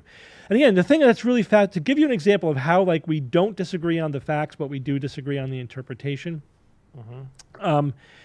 So often the conversation it surrounds the question of what should our attitude be towards people who do not fit into a typical biological sex binary, right? There are people who are not binary. That's just a fact. And the answer is, well, it kind of goes like this. Well, people are binary. Biologicals, there are men and there are women, and there's nothing else. There's no third gender. It's like, well, we're not talking about a third gender. We're just talking about people who do not fit into that strict binary. And they're like, well, it's biological sex is mostly binary. And to which I say, yes, you're correct. It is mostly binary. Mostly binary is not binary. Mostly dead. And they say, well, mostly binary is binary. So that's the disagreement. Literally, that's the disagreement. It's like, first of all, I make a couple of points. One is that, again, we're not disagreeing on the facts, because the facts are the facts, but they're just saying that we should consider humanity binary because it's mostly binary. To which I say, but the whole conversation is about those people who don't fit into the binary. So it's irrelevant. It's just a non sequitur saying, well, at first approximation, it is binary. It's irrelevant. Then the other thing they say is, well, gametes are binary. This is the gametes. What are gametes? Gametes are sperm or egg, right? So whether you have sperm or egg, there's no half sperm, half egg. There are rare exceptions to that, which they either deny or gloss over. But it is truly rare. But the thing is, even if we grant so gametes are binary with rare exceptions, but people are more than gametes, right? So we're talking about people. We're talking about the fact that your genes, hormones, your gonads, your gametes, your genitalia, your reproductive organs, your secondary sexual characteristics, your sexual orientation, your gender identity, those things do not all line up on the same side for every human being. And pretty much every permutation you could imagine exists somewhere out there. And I focused mostly on, as an example, women who have complete androgen insensitivity syndrome. What does that mean? So they have XY chromosomes, they have testicles, they make sperm, although their sperm is not functional because where are their testicles? They're non-descended. Okay. They do not descend. I'm saying this to help people. I know. Understand I'm getting better. there. No, okay, you don't think I'm getting there? But it's my job. I'm getting there. It's my job. They have undescended testicles, which means that the sperm does not mature into healthy, functional sperm. But that's spelled. Their gametes are sperm, right? But because they don't respond to testosterone, they develop otherwise. Well, they don't develop a uterus because that's a different hormone, but they develop vaginas and secondary sexual characteristics. What's a vagina? Yeah. I know you don't know what a vagina is, Jay, so I'll explain to you. I'll show you pictures later. It's a big building with doctors in it. Yeah. Hold So the idea is, so they're pretty much half men, half women, right? They're Yeah. they have male genetics and hormones, but they have female anatomy. Yes. They are female-bodied. Most of these people are identified female at birth. They live their life as women. And they know nothing else. They are women. They are women. They tend to have a female gender identity and a typical female sexual orientation. They're females. They don't know anything's wrong until puberty, and because they don't menstruate because they don't have a uterus, and so some of them are told that they have this condition. Others are just, oh, you have some problem with your ovaries, we're going to remove them, and that's why you don't menstruate. And they get in there and they find balls. Well, yes, but they might not. They may or may not tell. Very subtle, Jay. They may testicles. They may or may not tell them that that's what's going on. So some women live their whole life not realizing that they have XY chromosomes. Yeah.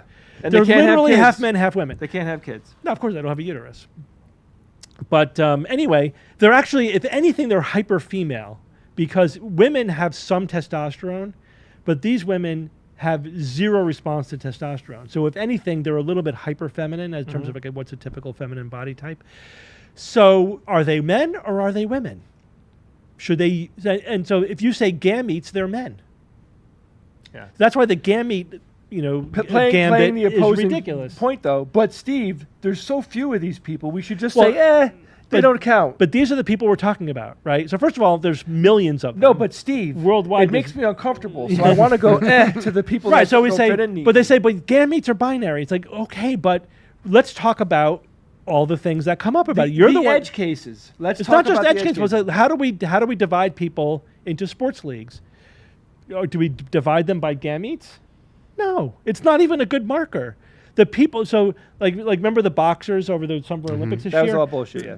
Well, those we don't know what the situation with them is, but the speculation is that they had partial AIS, partial androgen insensitivity syndrome. In other words, they might be XY chromosome, but they don't respond to testosterone, so they developed into as a female. But they might respond enough to testosterone that they were a little masculinized. We don't know, but this is the speculation. That was Omani Khalif. So it's a good example of how, male to female bodied can be a continuum. Developmental biology is complicated. All kinds of things can happen.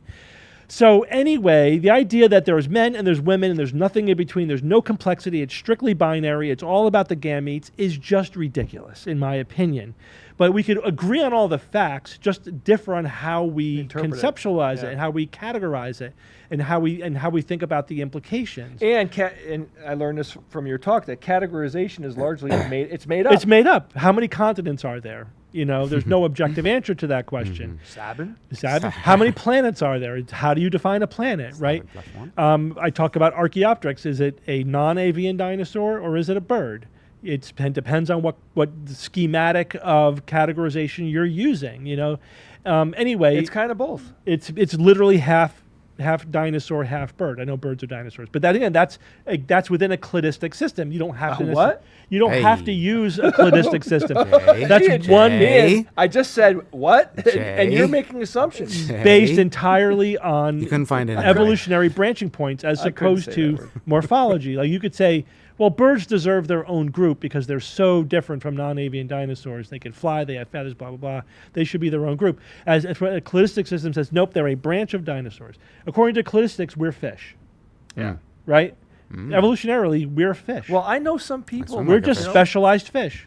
That's fine. I'm fine. Or with you that. could say, well, that branch of fish that went on onto the land and Sounds developed into terrestrial, vertebrates, Yeah. that should be their own group because they're so different. That Yeah, they I mean, deserve- look, we but these are there's no right or wrong answer Yeah. here. It's all categorizations. There's subjective choices that we make. So my opinion on this doesn't count. Is that what you're saying? So what am I saying is you Doesn't even you can respond. choose to categorize male and female by gametes. Go right ahead, and you can say, well, it's a good system because it's the most binary system. Fine, Yep. it's also universal for other species. Who gives a shit? But go right ahead, knock yourself out. It's just irrelevant to the context of the question that we're having of who. Do you go into a male prison or a female prison? Do you use a male bathroom, public bathroom, or a female public bathroom? Do you get into a female league or a male league, etc.? It's irrelevant to that. Yeah. We have to use other things. So the categorization system you choose is context dependent. And there are medical contexts, social contexts, sporting contexts, right? Yeah. And so who's to say that we have to use gametes in every context, Right. even when they don't apply and they're completely irrelevant. So anyway, I just wanted to frame the discussion in a really holistic scientific way, looking at understanding what categorization means, understanding the biology that we're talking about. Now we can talk about sporting leagues, right? The real issue is we want a league for female-bodied athletes. Right. What some people call athletically female, which is a great term in my opinion. I didn't invent it. I just read it. People are saying, well, to clarify, I don't care what your testosterone level is. I don't care what your chromosomes are. If you're going to compete in a female league, you have to be athletically female. Great. I think that really clarifies what the is that? discussion. What is that? That's a good question. Now you have to operationally define athletically female. Yeah. So if somebody lines up entirely on the typical female side of the equation, then there's no issue, right? But the question becomes when people have some features on both, where do they go? Are they more bird or more or more dinosaur? I suppose are you they could do more like- male or more female? Like how where much, do we draw the line? What's your muscle percentage? It's probably should be Stuff like sport that. specific. Yeah. You know, and Individuals. right. So and of course, there's the issue for people who have DSDs, right? Differences of sexual development. But then there's the issue of trans athletes, right? So if you were born and identified male at birth, and you have a lot of male characteristics, but then you spend 2 years on estrogen, blocking your testosterone and taking cross, hormones. Would that help me lose weight? You'll lose 20% of your muscle strength or whatever. Like Yeah. basically, you are moving from a male-bodied individual towards a female-bodied individual, Yeah. but not all the way, No. right? So you end Unless up, you took it when you were a child. you have to take a pre-puberty. Yeah, Even yeah. then, it wouldn't be all the way, but Yeah. it would be most of the way. Yeah. Because there's still differences in height and whatever. Yes. So then there's a lot of interesting issues that come up. Of Like, course. do we use group level statistics to make decisions about individuals? Because you could say, well, if you were born with male genes, you're statistically taller than people born with female genes, and height has an advantage in some sports. It's like, okay, but what if you're a short trans person? Are you treated as a generic trans person who's taller on average? I think it's Than a right. This could of course get into if you. There's a lot of weeds here. There's a lot of weeds but, here. But just to keep things in perspective, the number of people that this is happening to, like in sports, is very small. it's so. I mean, let's talk very about. small. Don't you have some real numbers, Steve? It's like we're not talking about 1 million people. We're not talking about 10,000 people. We're Yeah. talking about a handful of If you're people. talking about, it depends if you're talking about high school sports, college sports, or elite sports. Yeah. Right. Obviously the numbers get progressively course, decreased. yeah. In elite sports. But then the other question is, well, we don't really know because we're not testing people for, we're not doing chromosomal analysis on every athlete. And then there's a question of, well, should we be doing invasive, personal, private, sexing of athletes in order to determine which league that they should be in? So I'm not even taking a hard position here. I'm just saying this is where the conversation is to be had. Yeah. I'm not taking an extreme position either way. You're just stating the premise of the conversation. I'm just saying, yeah, we should like if your premise is, well, sex is binary because of gametes, you can't even have a conversation about it. That's right. Or there's a lot of people who are not going to like this. If you say, well, a trans female is a female, a trans woman is a woman, end of discussion, there's no further discussion to be had. I also think that that's a radical position that is essentially erasing the discussion. It's also just simply not true. It's assuming one type of categorization. I'm saying we shouldn't assume that we should always categorize on gametes or on chromosomes or on gender identity either. Right. In some contexts, and this is why I like the term athletically female. Yeah. In some contexts, a trans woman is a woman. You could say that they're socially a woman, but are they not athletically a woman? But then if they too take cross hormones, then it's a kind of an individual decision. Yeah. Which is, I think, the way it should be handled. Somebody asked, have you reached out to Dawkins, Coyne, and Pinker to discuss this? We invited Jerry Coyne onto the Skeptics Guide to discuss this issue, and he politely declined. I am in discussion with someone else not on that list about this issue. We'll see where that goes. I haven't reached out to Dawkins or Pinker. Dawkins, I think, pretty much hates me. I don't know that he's going to want to, come on my show. I've invited Dawkins on the show to talk about the feminism issue, and he politely declined that issue. Jerry Coyne was very, very nice about the whole thing. Yeah. He wasn't a jerk to us. Like, this isn't a bad. He's not a bad person. We can't think of most of these people as quote unquote bad people. I'm not going to name names. I'll tell you right now, Jerry Coyne is not a bad guy. I think, some of this is generational. I think, we're seeing a pattern of of this type of thinking affecting older white males. Yeah. And It's actually not. It's actually there's a lot of women too. I think it's old and libertarian. Okay. Is my opinion is how it goes. But it's all. But not exclusively. That's just I think where the bulk of it is. But certainly within the skeptical community, that's the sub community within skeptics who are on that end of the spectrum. Dawkins has a number of videos out there. I've watched them. They're really horrible. I hate to say this, but they're just horrible. Somebody asked why does Dawkins dislike us? I'll tell you. No, it's very easy. It's complicated, but I can give it to you. So we invited him to come to Nexus. He came. He said okay. Then he posted, in my opinion, something that was horribly sexist online. Some of the people that were on the board of Nexus at the time decided that they didn't want him to talk anymore, and they executed that decision. Dawkins was extraordinarily offended by this, along with a lot of other people. It was a shit show. And then he had a stroke, and he blamed me and Steve for giving him a stroke when we had absolutely nothing to do with it. There's more complicated than that, but that is basically it. And Dawkins, from that day forward, there just wasn't. I'll put it to you like this: we got into an elevator with him, and he didn't acknowledge our existence. Anyway, that's just insider baseball kind of nonsense. Yeah, but you thing can make is, money off of that information. Hey, it's like, come on, whatever. The thing is, whatever.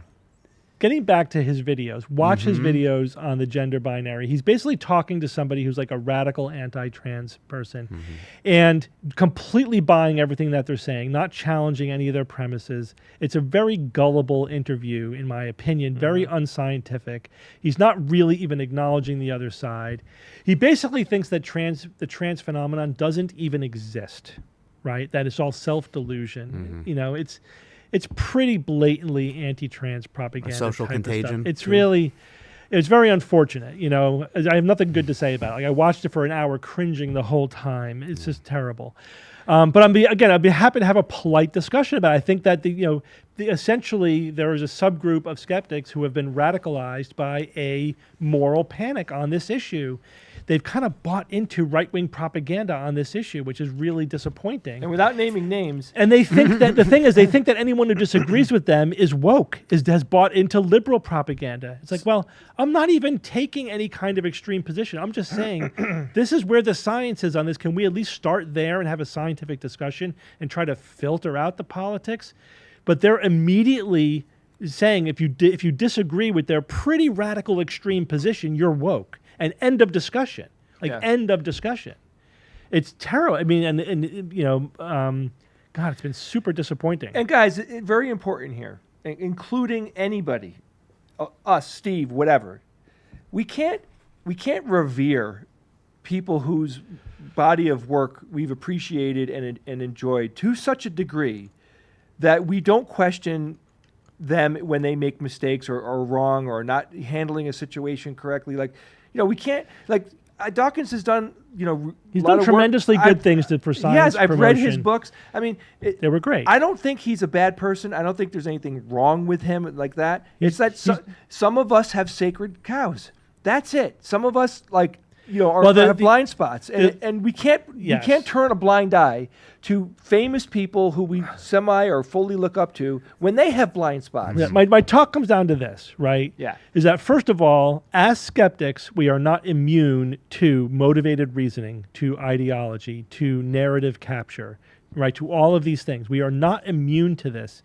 If you think you're immune, that's the ultimate self-deception, right? That's the biggest problem for skeptics, because you think, I totally got this UFO issue down pat. I know exactly why Bigfoot isn't real, right? I'm a skeptic. That doesn't mean that there is no issue that is too complicated or too emotionally sensitive that you will not engage in motivated reasoning on it. You have to be humble. Again, we talk about this all the time. Absolutely. The skeptics have to remain humble. That means that we have to have polite and humble but also no nonsense discussions on issues that we disagree with, especially when skeptics disagree. We shouldn't assume that the other side is wrong, that the other side is sort of captured or they're woke or whatever. And again, I'm not assuming anything about the Dawkins coin end of the spectrum. Except that guy, I'm Citizen willing. Wolf, who's putting down meatballs on the live stream as we talk.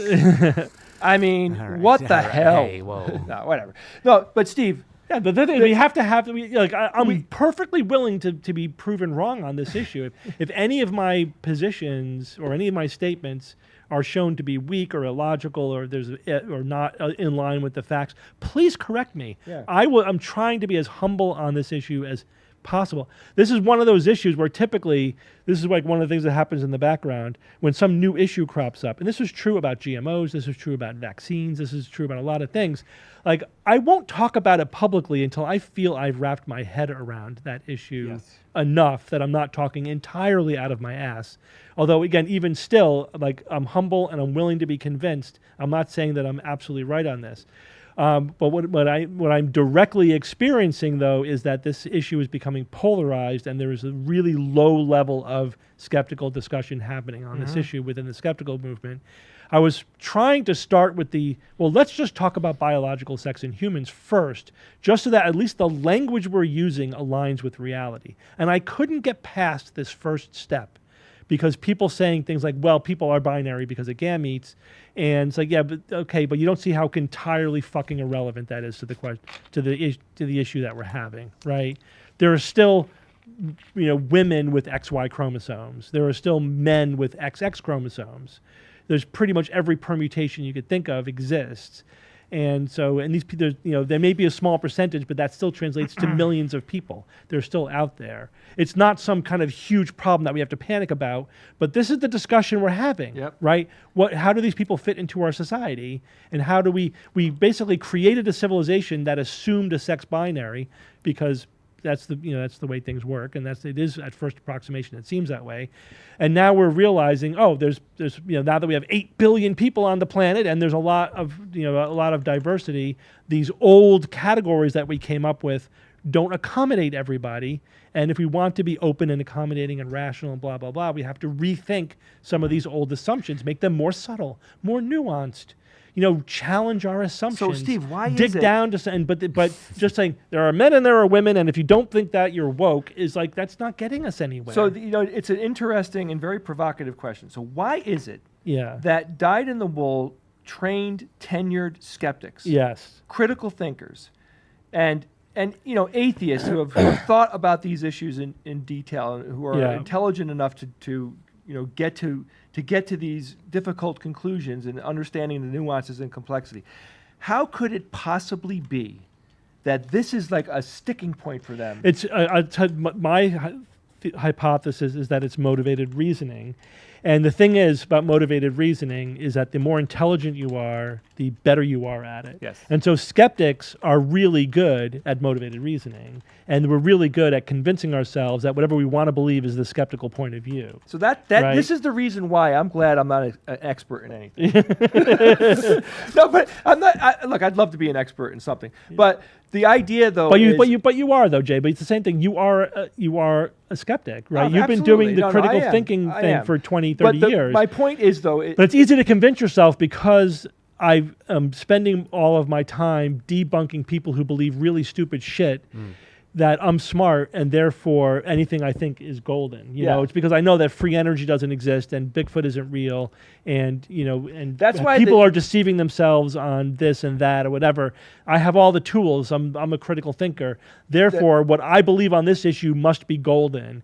It's like, no, you could still be wrong. You could still manage to see something from a biased perspective or just not have the information. The thing is, when somebody points it out to you, say, oh, a fellow skeptic is telling me that I'm wrong. I better back way the fuck up and rethink very carefully about this. Not, you're woke, go to hell, Inside the SGU bubble, the idea of humility has been at the absolute forefront. That's number one rule of skepticism, is be humble. And it doesn't happen that often at all anymore, but like back in the day when we were first doing it and learning, so we learned so much during the podcast for the last Yeah. 20 years. I can't tell you how intensive it's been. It's every week Yeah. without fail, going to tons of meetings and conferences and everything, reading tons. Well, here's my point, because I know Make it. I know. My point is Quick. Make it so. that it's really good to have a trusted group of people. It could be in the SGU Discord, wherever, where you will listen to people give you constructive criticism. It's okay to be wrong. Let me repeat that. It's okay to be We're wrong. all wrong about everything. We just want to try to Right. be a little bit less wrong. I mean, Yeah. so, what I've taught myself to do is say, I don't know shit. I don't know shit. I will defer to the experts in the field, scientists, whatever the experts are that are science-based. I will defer to them because I'm not an expert. If you asked me a year and a half ago or 2 years ago what I thought about this topic, I was wrong. I Yeah. actually was wrong on this topic, and I'm not surprised that I But was the thing wrong. is, the other layer we get into is that what about when the experts disagree? You could pick your experts. Someone made the point, just to show how complicated this is, that as far as I've read, most trans people are not intersex, but biologically binary in Right. quotes. So yeah, so trans phenomenon is different than the intersex phenomenon or the disorder of development, of sexual development. But this is where, again, categorization is very, very tricky. So the question I would ask you, is the brain biological? Just as a premise, is the brain Of course. biological? Of course Of it course is. it is. Does brain development depend upon sexual development? In other words, is it influenced by Absolutely. genes and hormones like Everything, testosterone? everything is estrogen? influenced by that. It is. 100%. The brain is a sexual organ. The brain is Oh, part yeah. of sexual It's so dimorphism. sexy. Well, it is. Okay. It's part. It is part Keep of it in your head. It is I can part hear that of bass sexual guitar right dimorphism. But it's a complicated part of it, right? So the question is, do we count differences in brain function, especially those related to biological sex, as part of the full spectrum of biological Why sex? wouldn't we? Of course we have to. I mean, I think we should, right? So, in other words, you like women, Jay, right? I love women Right? Now, why is that? because they're better than men. Yeah. Okay. But this is like whatever your Trying to sexual get orientation applause. is. Yeah, Why do you have your sexual orientation? I am Did you dramatically choose attracted. your sexual? No, I've been attracted to your women. since I brain went to developed school. that sexual orientation under the influence of hormones and genes. And this goes back to the discussion you and I had last month. We were saying we don't get to choose most of the things we Yes. like. You don't have an active role in Right. choosing that. You could curate a likeness. Now, Of is there something. a- is- but I like the color orange. I Yeah. like meatballs. I like certain vegetables and fruits, and I like women. And I never much got do to you make like a decision meatballs? on Right. any of those decisions. right. Yes.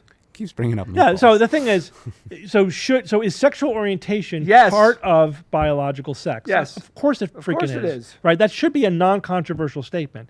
But then how do we think about people who are not traditionally binary in their sexual orientation? Well, first I slow down, I step back and go, first off, I'm not trained. Like this is you talking. I'm but just my- asking just but my, as just my a general position is I question. will read what experts say. I will read differing views on it, and I will defer to Right. like you said. But to you gotta even pick your experts. scientists our opinion on this has evolved in Yeah. our lifetime. But it's When- perfectly when okay. we were born into a world where homosexuality was a psychiatric illness. Yep. Right? And now we are living in a world where it's not just not an illness, it's just part of the spectrum of human existence. Yes. People have, and it's not even strictly heterosexual or homosexual. There's also bisexual and pansexual and asexual. It's a complete spectrum. It's all fine. It's just the range of human existence. It's definitely part of our brain function. It's biological, but of course the brain is an organ that interacts with culture and society and the Yeah. environment, and so it's also partly how it manifests can be very environmental and psychological Yep. as well. But your basic core sexual orientation, again, there's no gay gene, but nobody would argue today, seriously, and no intellectual would argue that it's not a brain phenomenon, a trait, and it's not a biological phenomenon. It's not part of sexual development. Yeah, and right? it So my might- question then Go is, ahead. why isn't gender identity the same? It is. Why would it be different? And so from basic principles of understanding neuroscience and psychology and everything, and also if you look at it phenomenologically, if you had your gender identity from the youngest age that you remember and it persists throughout your life, that's a neurological trait. That's a brain trait. You know, We don't know what the neuroanatomical correlates are, but we're getting there. It's under investigation, and the early indications are, it's like, And there are brain differences. And in all of these things, all of those markers in the history of our society, you know, like talking about gay people and their acceptance in the culture and all that. Now we have the trans issue has come up. You'd think that people will go, well, you know, the gay thing, and, you know, I was wrong 20 years ago about it, whatever, you know, and apply that learning to the trans issue. You would as think well. so. And some people do. But the fact is that there's a lot of people talking about this who simply aren't getting the human element here, that these are people. You can't dismiss a group of people because you don't like the definition or you don't like the way But the thing you that have they to feel. realize, again, we're trying to understand this from a psychological phenomenon, but there's another layer here. Yeah. And that layer here is that one political party seized upon this issue as an issue that will divide the other side. Yes. And just like they did with homosexuality 20 years ago, in the 1990s, the gay marriage issue united Republicans and divided Democrats. And then in the 2010s, it united Democrats and divided Republicans. So the Republicans took the same playbook and translated it to the trans issue, which now unites Republicans and divides Democrats. That's by design. And they have a machine that is a propaganda machine that is generating moral outrage on this issue, way out of proportion to the issue itself, but also just through lies and disinformation and misinformation. Those bastards. And what really is the most concerning to me is the skeptics who are falling in line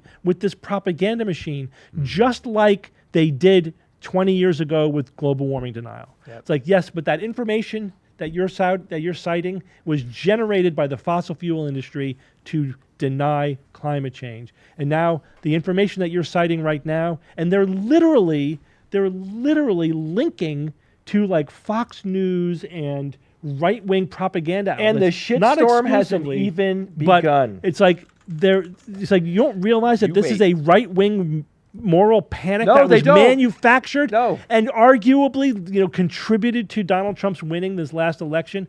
That was by design. This is not an organic, spontaneous misunderstanding or discussion about an issue. There's it's something, a well-funded propaganda machine generating trying to make us misunderstand this issue.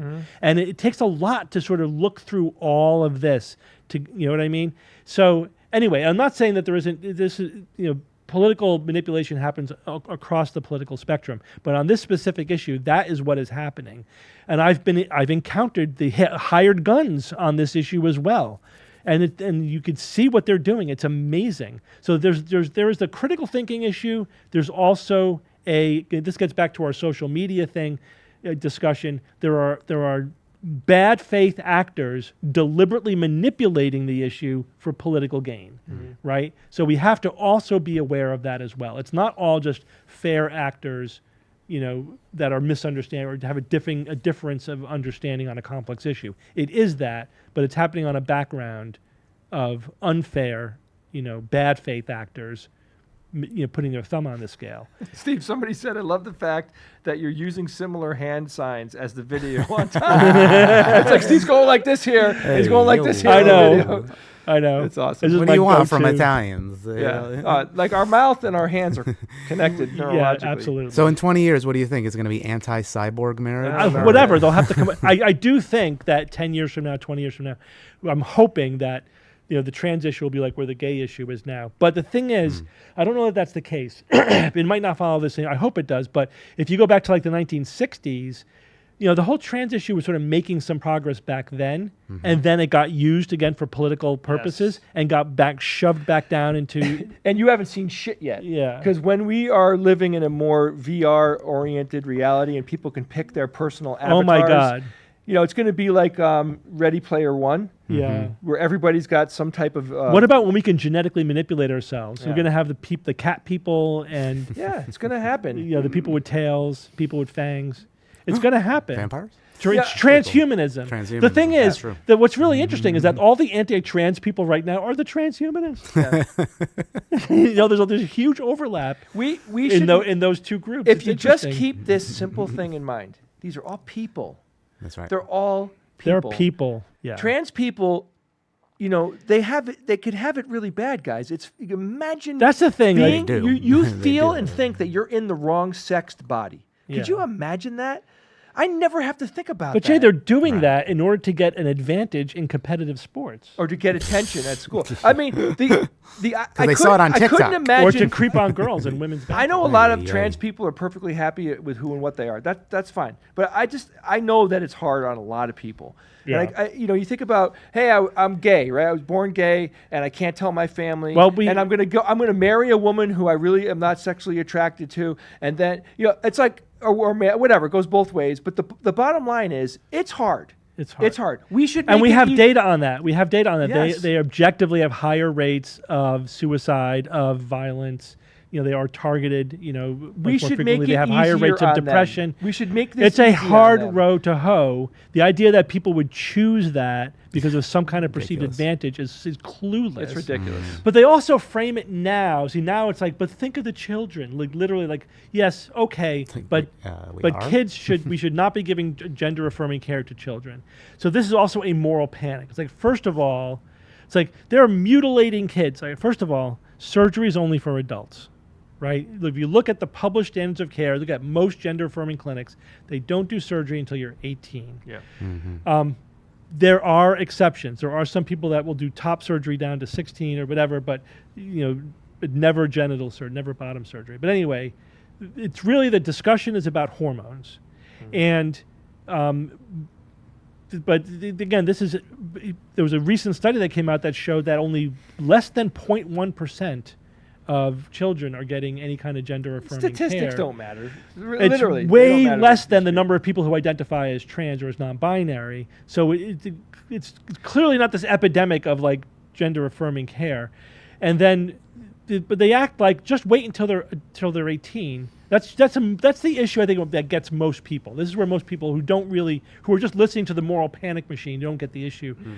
Like, okay, sure, if we were talking about a nose job, you could say, let's just wait until they're of age of consent, right? Whatever that is, whether that's 18 or 16 or whatever. I agree with that. That's perfectly reasonable. That's also the published guidelines. Thank you very much. But the thing is, there's something very different about this issue, and that is there is harm to allowing people to go through puberty in the wrong gender, in the gender they do not identify with. That causes irreversible harm, to use their own terms. Right? So it vastly complicates any later attempts they would have as an adult to transition, makes it more expensive, more difficult, more surgeries, less satisfying outcome, all kinds of things, more morbidity, more mortality, all of that, right? So just from a medical point of view, there's a huge downside to waiting, to not delaying puberty.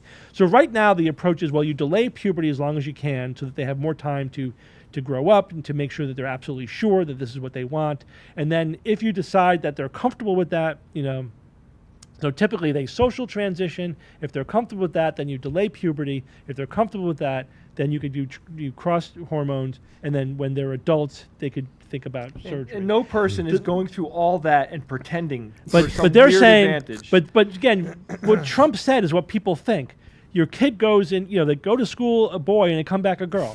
Like people So are thinking that ridiculous. we're sort of hurting and rushing these people too young. Of course they to, are. And then they cherry pick outlier cases or whatever. It's like, They can we put look at the memes, published guidelines about the standard of care and what's statistically what's happening as opposed to cherry picking? That's the other thing. I'm getting cherry picked anecdotal cases as if that's the evidence, even in the face of statistics. Now there is a meaningful discussion to be had, and I've been saying this for years on SBM and elsewhere, to be had about how we balance the risks and benefits of pediatric gender affirming care. I get that. That's a serious issue. There is no really like clear choice here that doesn't have downsides. All these choices have downsides. And the evidence is less than what we would hope, right? So, because it's really hard to do research in this area. You can't force people to do one thing or the other. You can't blind whether someone's going through puberty, et cetera, et cetera. So we're piecing together the evidence as best we can. Yep. The evidence we have shows that gender-affirming care is better than conversion therapy or doing nothing. Yeah. That's the evidence that we have so far, but do we need more evidence? Sure, but we have to, again, this is a complicated medical question. Let's face the but facts people here. swoop in with this, moral panic. Yeah, which is a super unnuanced perspective on it. It's like the more nuanced. We're mutilating kids. It's like come on. How many moves deep can you play chess? Right. That's in general.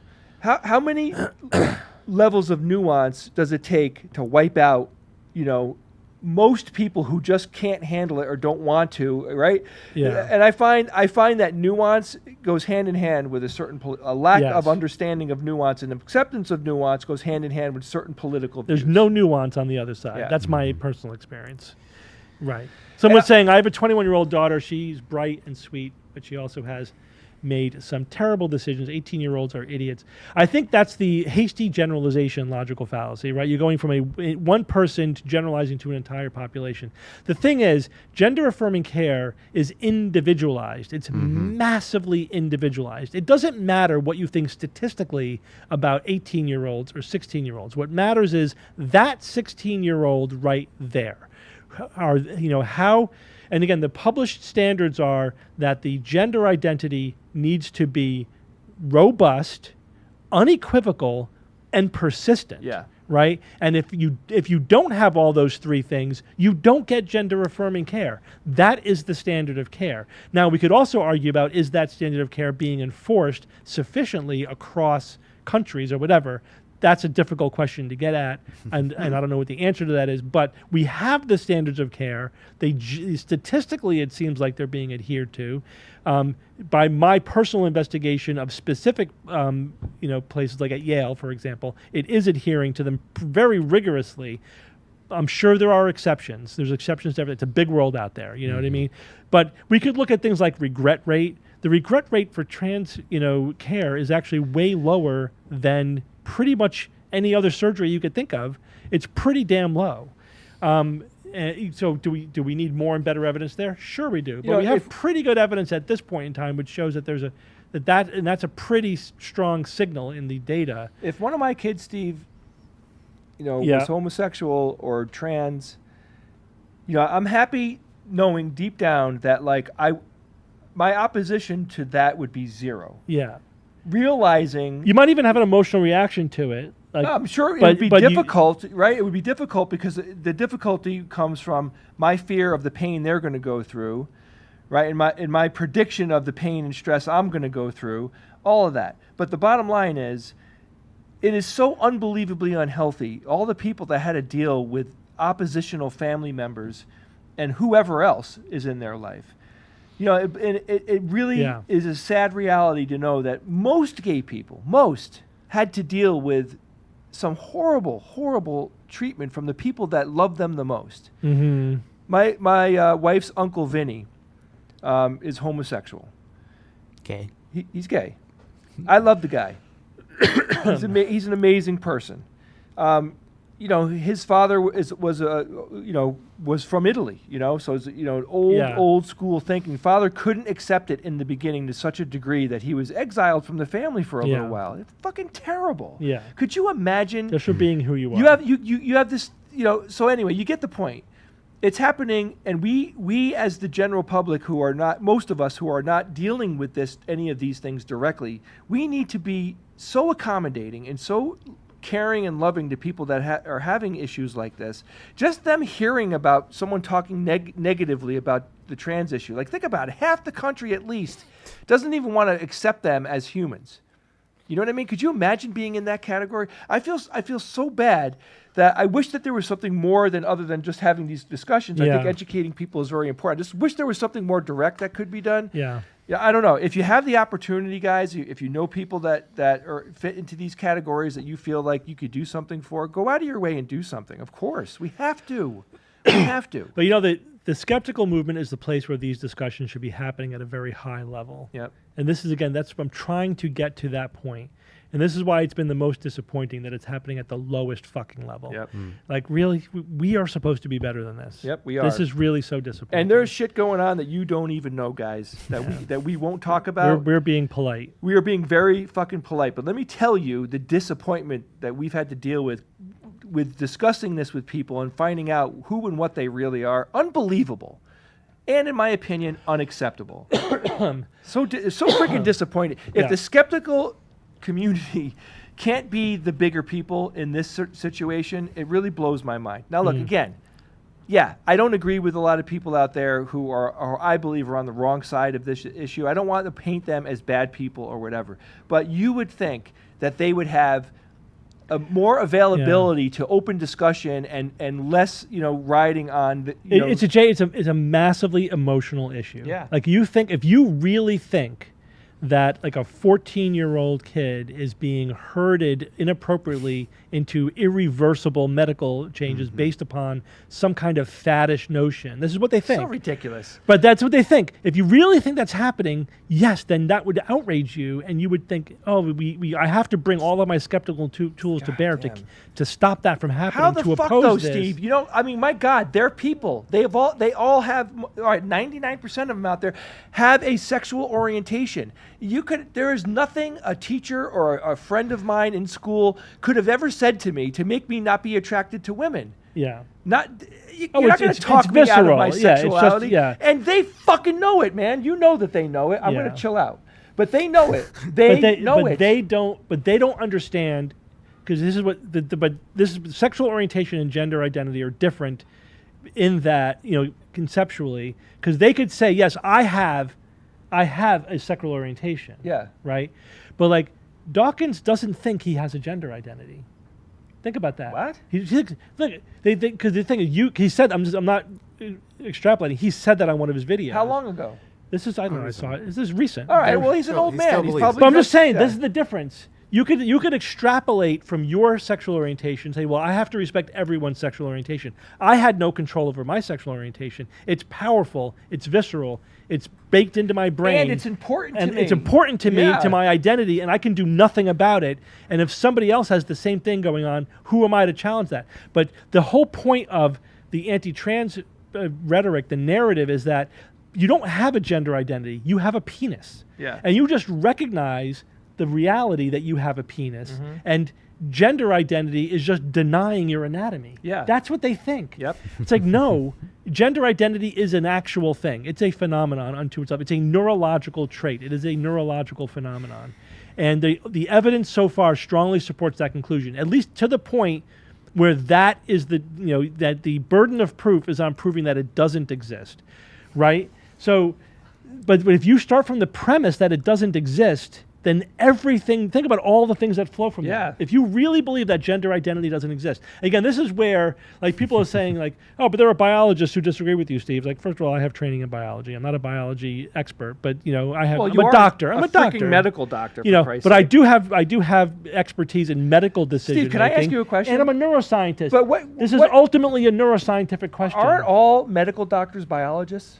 Well, there's a difference between the biology training that a doctor gets, which is immense, and a biology PhD. I get it. That's another level. I get it, but you have more this training. This is not operating on that level, though. This is operating more on the clinical decision-making level, and also on the neuroscience issue. For example, do you think you're in your body because you are? No, your brain makes you feel like fucking feel that you're in your body. Yeah. It has nothing to do with recognizing reality. These are active constructs in your brain.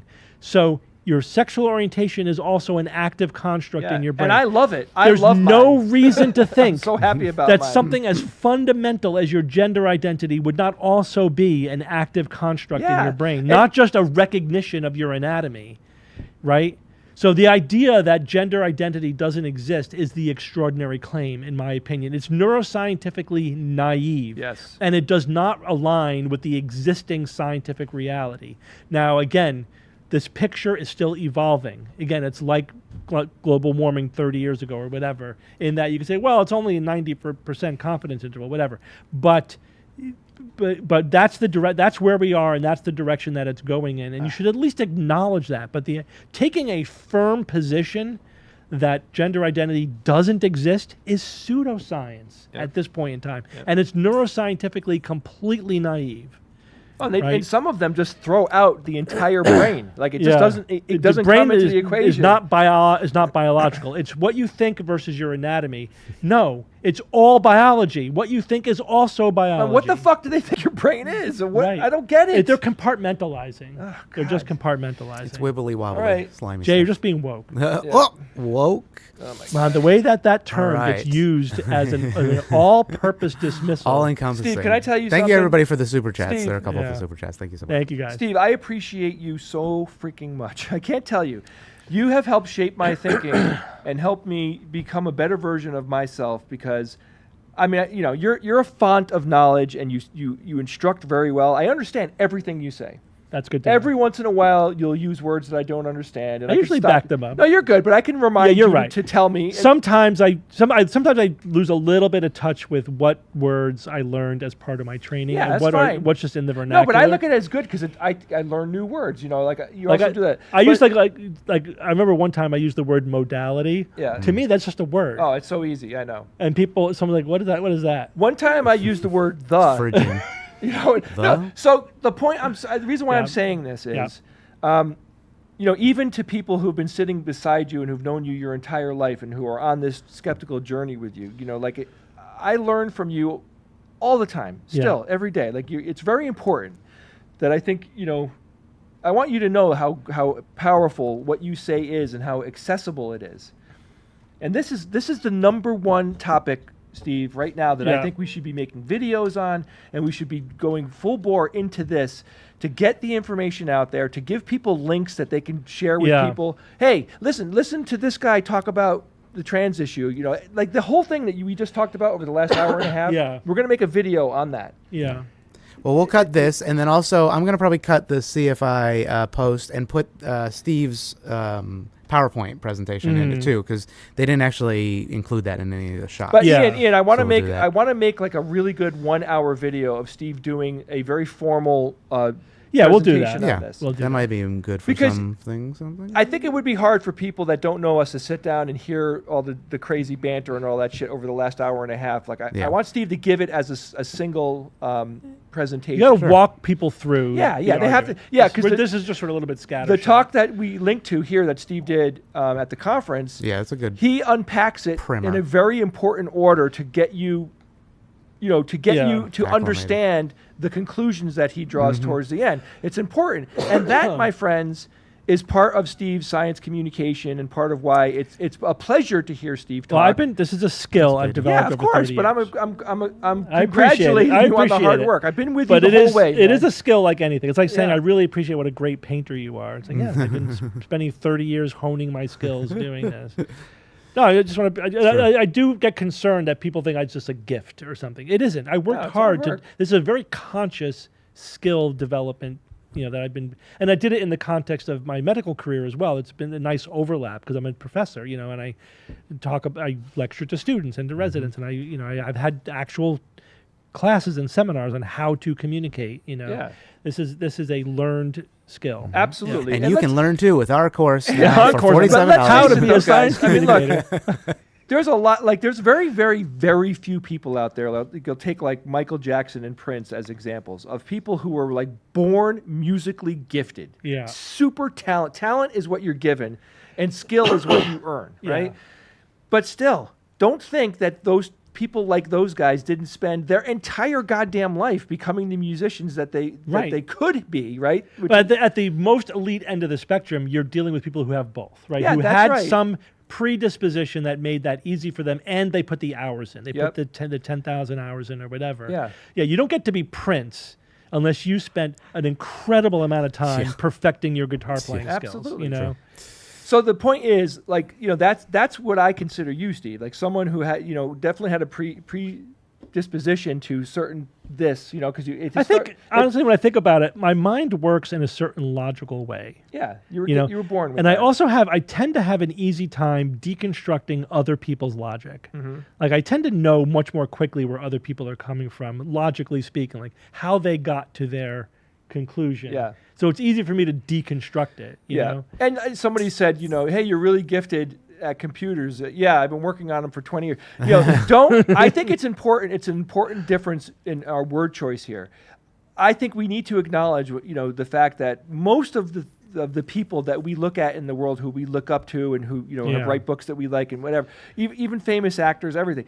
It's like, probably a lot of them were born with had some talent that we were born with, but let's use the word skill. Yeah. Because skill is more meaningful because it acknowledges the fact that they work their freaking asses off. I'm sensitive to it because I think our culture overvalues talent. He's so talented. It's like, no, it's not talent, guys. It's not talent. But I think half the reason is that it's absolving ourselves for being schlubs. Yeah. It's like it's like he worked really hard and I didn't work really hard, and that's why he's better than I am. As opposed to he's talented, that absolves me. He was born with that and I wasn't. Let me give you a sibling of a very intelligent person's view. I was with Steve the whole way. I've heard almost every talk that Steve has ever given. I've been in the audience.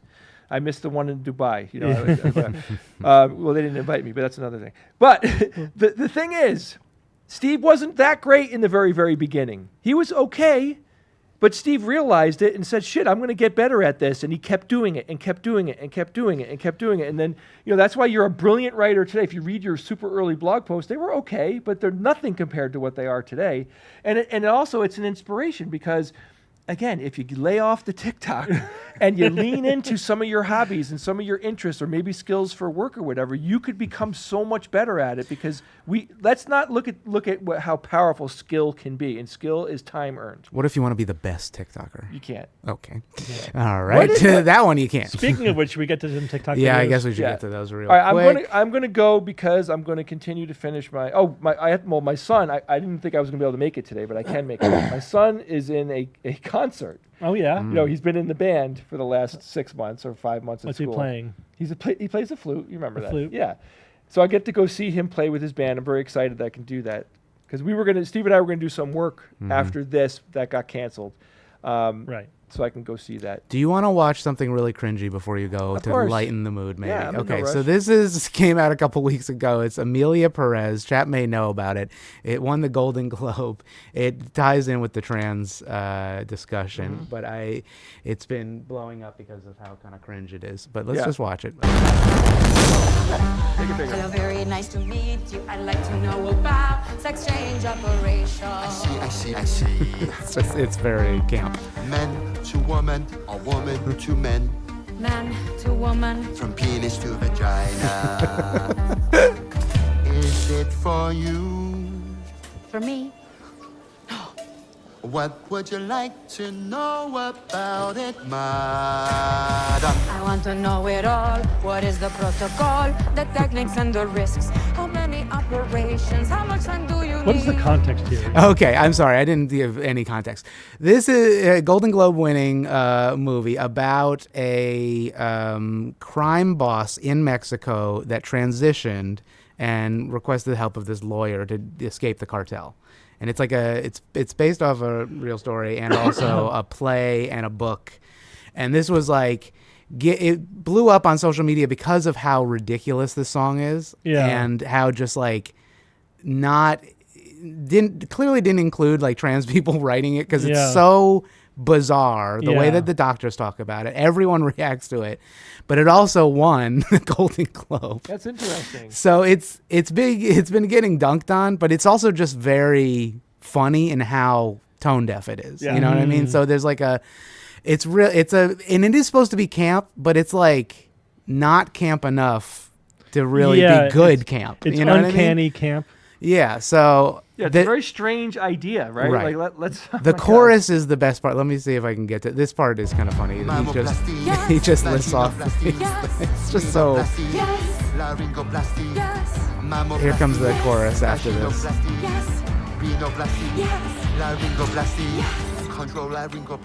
What is that? Adam's apple reduction. Yes. There we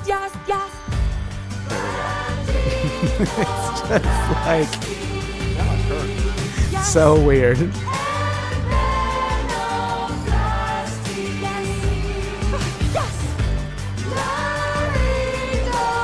I don't know. Vaginoplasty has been stuck in my head for the last month. Like, You've been just singing like I've been vaginoplasty singing to yourself? vaginoplasty to myself. So anyway, it's cringe, it's weird, and it's pretty funny. Yeah, I mean that's it's funny. Like I just learned a lot about how many things that the surgery types that they have to go through. Yeah, that's a lot. It is a lot. extensive. That's true. If you want, It's not just happening in the groin area.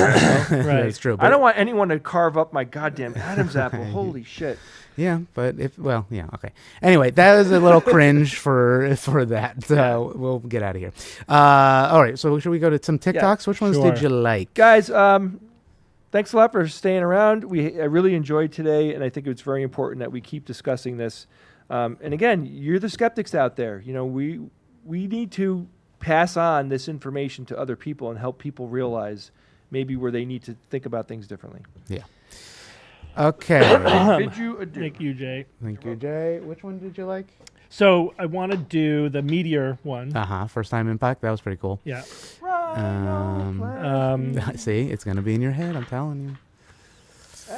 And then The fucking Rogan cancer cure one. ugh. Okay, that was the methylene blue. Yeah. The one with Mel Gibson, right? Yeah, with Mel Gibson. Oh God. And the free energy one. The free energy. Let me pause this one because that one's so bizarro. The free energy, cutting edge energy. All right, let's bang these out. You want to do the Any order. meteorite You hit first? me, sure. Okay. Oh, let me fix the Hit camera. me with the meteor. Hit me. Hold on. Stop recording. Stand by, chat. I just gotta finish something. Wednesday.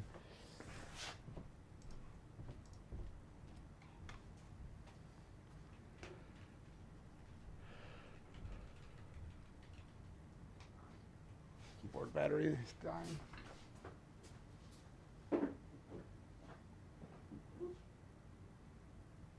There I am. Yellow.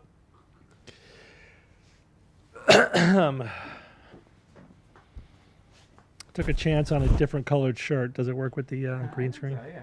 Works fine. Keyboard is not working. Why? Oh, there we go.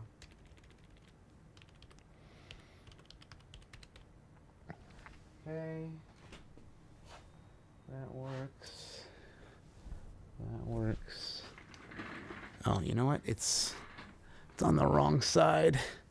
I'm not going to see it if I do that. Oh yeah, I'm right in the middle. You're right in the way. You got to put me on the other Let side. me put you over here for today. Yeah. There we go. All right, and then I'll switch it afterwards. Okay. Here we go. Recording.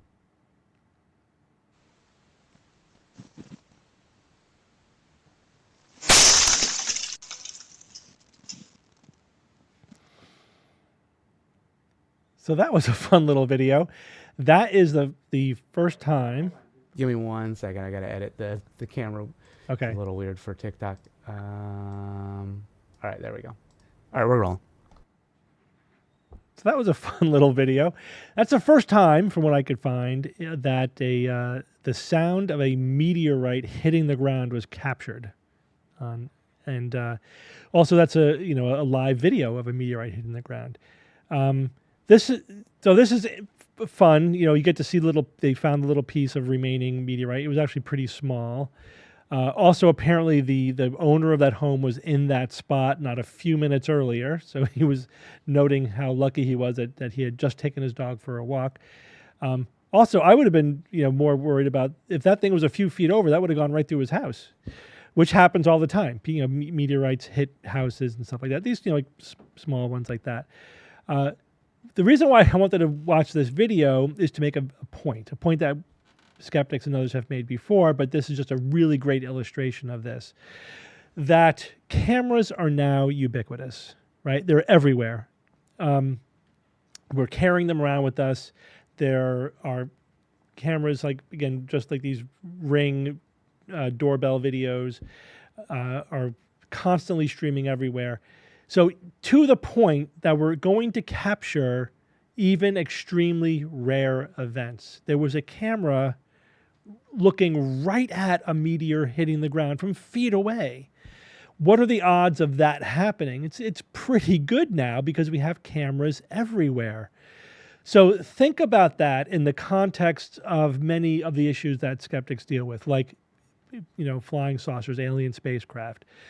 If aliens were flying spacecraft around the Earth, abducting people, landing, whatever, the probability of like capturing it on camera, it would be massive, right? It has dramatically increased. Statistically speaking, we should be seeing more and better videos that are unequivocal, seeing things that are clearly spaceships, not a light or a fuzz or a blur or a blob, right? Not blob squatch, but actual clearly alien spacecraft, not something that could be a drone or whatever, and not something that's like an obvious hoax, but real evidence that stands up to scrutiny. It has not come up. It hasn't come up because we're not being visited by aliens, right? You can also ask the question, why has Bigfoot never been captured on a nature cam, right? People do this deliberately. They set up cameras in the wild to take snapshots of rarely viewed, rarely glimpsed animals. And they work. And we have pictures of animals because they cross in front of a nature camera that's set up to a camera trap, as it were, to take pictures of them. No Bigfoot has ever walked in front of such a camera trap, apparently. Now, true believers can come up with all kinds of special pleading about why that's not happening. But none of them are very compelling. It's like, oh, the aliens don't want us to see us. Okay, but then why do you even think that they're there at all then, if that's the case?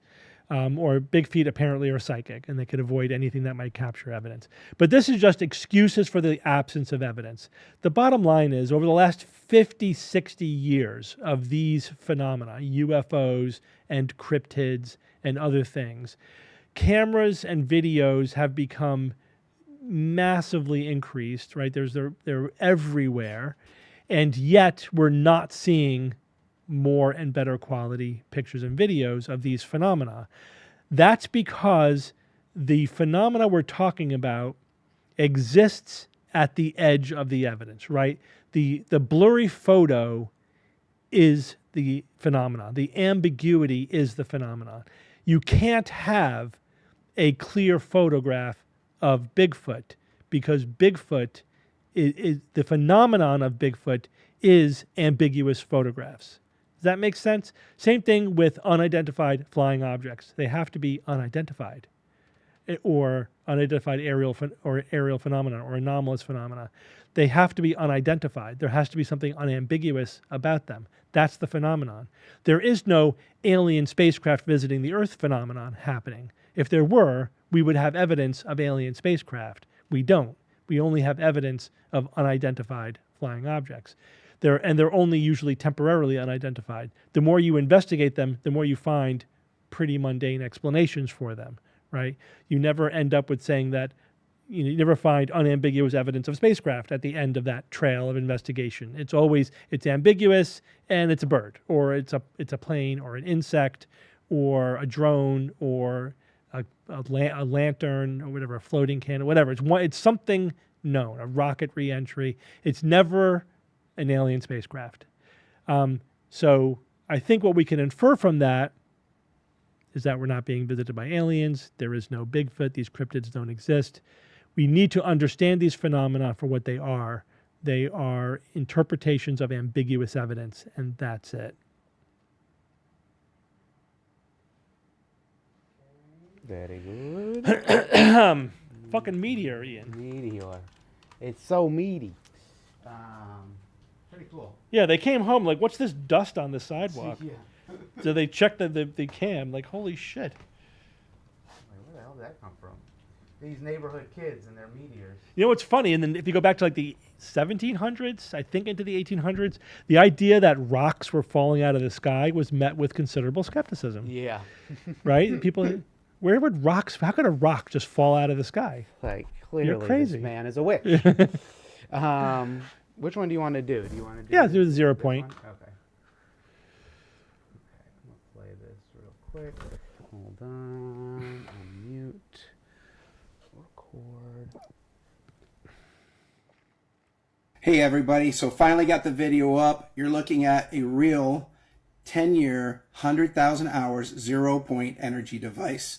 Yes, the energy comes from the vacuum of space. Tesla was right. They've been able to accomplish it after decades of thousands of tests. The formula is what the expense is. The parts right there can be bought at the local lab store, but the formula is what had to be perfected. The solid state of energy coming out, not intermittently, which they had a problem with. But this is one of many companies. This right here lasts 100,000 hours, 10 years of use. You can go anywhere with it, decentralized. So if there's a hurricane, there's an outage, well, that right there will keep going. You know, solar, no, the sun doesn't always shine. Wind doesn't always blow, but that device right there can be stacked and scalable. From 3 kilowatts, it's 3,000 watts. It's about the size of a carry-on luggage for a plane. And you also 6 kilowatts. Yeah, it's more than enough. He keeps going on and on and on about the same stuff. Can you push the chair out of the way if you don't mind? That one. All right, I'm going to leave you to it. I got to run to the... It's rolling. Ready to go? I'll wait till you go up the stairs. Yeah, wouldn't it be nice if we had a source of infinite, clean, free energy? That would be transformational. That would literally completely transform our civilization. In fact, it's so huge, you would think that if somebody made such a technological breakthrough, we would hear about that on the news. That would be the only news. That would be the biggest news story of the century. Of the millennium even. That would be a Nobel Prize, right? There would be multiple companies interested in developing that technology. It would be transformational. You wouldn't be hearing about it on a TikTok video about some obscure company based in Turkey who is now going to sell you could pre-order this free energy device. This is a complete and total scam. Do not send any money to this company. It's a complete scam. I don't know what they believe or not. I'm just saying that 0 point energy does not exist. I would be very suspicious of a company that is based in Turkey, based outside of a highly regulated, framework, saying that we are keeping our identity secret because for reasons, right? Because we're protecting your anonymity. So we have to keep all this hush hush. Send us money for the pre-orders, right? And then someday you're going to get this impossible free energy machine. Or, just spitballing here, they're going to gather up a bunch of money and then vanish into the wind, and you will never see your money again. That's what I predict is going to happen. Now let's talk about 0 point energy for a moment. 0 point energy is a scam. It is a complete scam. It does not exist. Meaning that it exists as a principle of physics. It doesn't exist as a working device that can produce free energy. There's plenty of informational videos online. You could do a deep dive into what free energy is, but here's the quick version of it. It's basically 0 point energy refers to the lowest energy state possible in physics, right? So essentially it's the energy state of a true vacuum of space where there's no matter or energy. Except we live in a weird universe, right? Where that even a vacuum, there's some kind of quantum foam thing, right? That nobody really understands. So you could argue that even this 0 point of energy, that there's some energy there. Now, physicists generally agree with that. They disagree on how much energy there actually is there. But there's one thing that they do agree on, and that is that you cannot access this energy to do work, right? A good analogy is to think about how we derive energy from water, from hydroelectric energy, right? You have water that's up here. You allow the water to flow down, downward down the gravity well and do work as it's doing that, turn turbines and generate electricity. Now imagine if you had a lake, 2 lakes, right, that were at the same height. Get energy out of that system. You can't because they're both at the same height. So if you have this 0 point energy, the sort of the background, just quantum energy of the universe, all at the lowest possible energy state and all the same everywhere, how do you get energy out of that? How do you get that energy to do work? The short answer is you can't. You cannot run the civilization on 0 point energy. That's pretty clear. So it really is just a marketing term at this point in time. They throw in quantum and 0 point energy. They throw out Tesla's name for some reason, and it had nothing to do with any of this. And then it's just a scam. They're just trying to make you think that they've somehow cracked the code of infinite free energy. So pre-order this sexy looking device and you could run your home by stacking a bunch of these up. It's nonsense. It cannot work. It breaks the laws of physics. As I've said many times, I will bet on the laws of physics every single time. And so far, I've always been right. Do not spend your money on 0 point energy scams.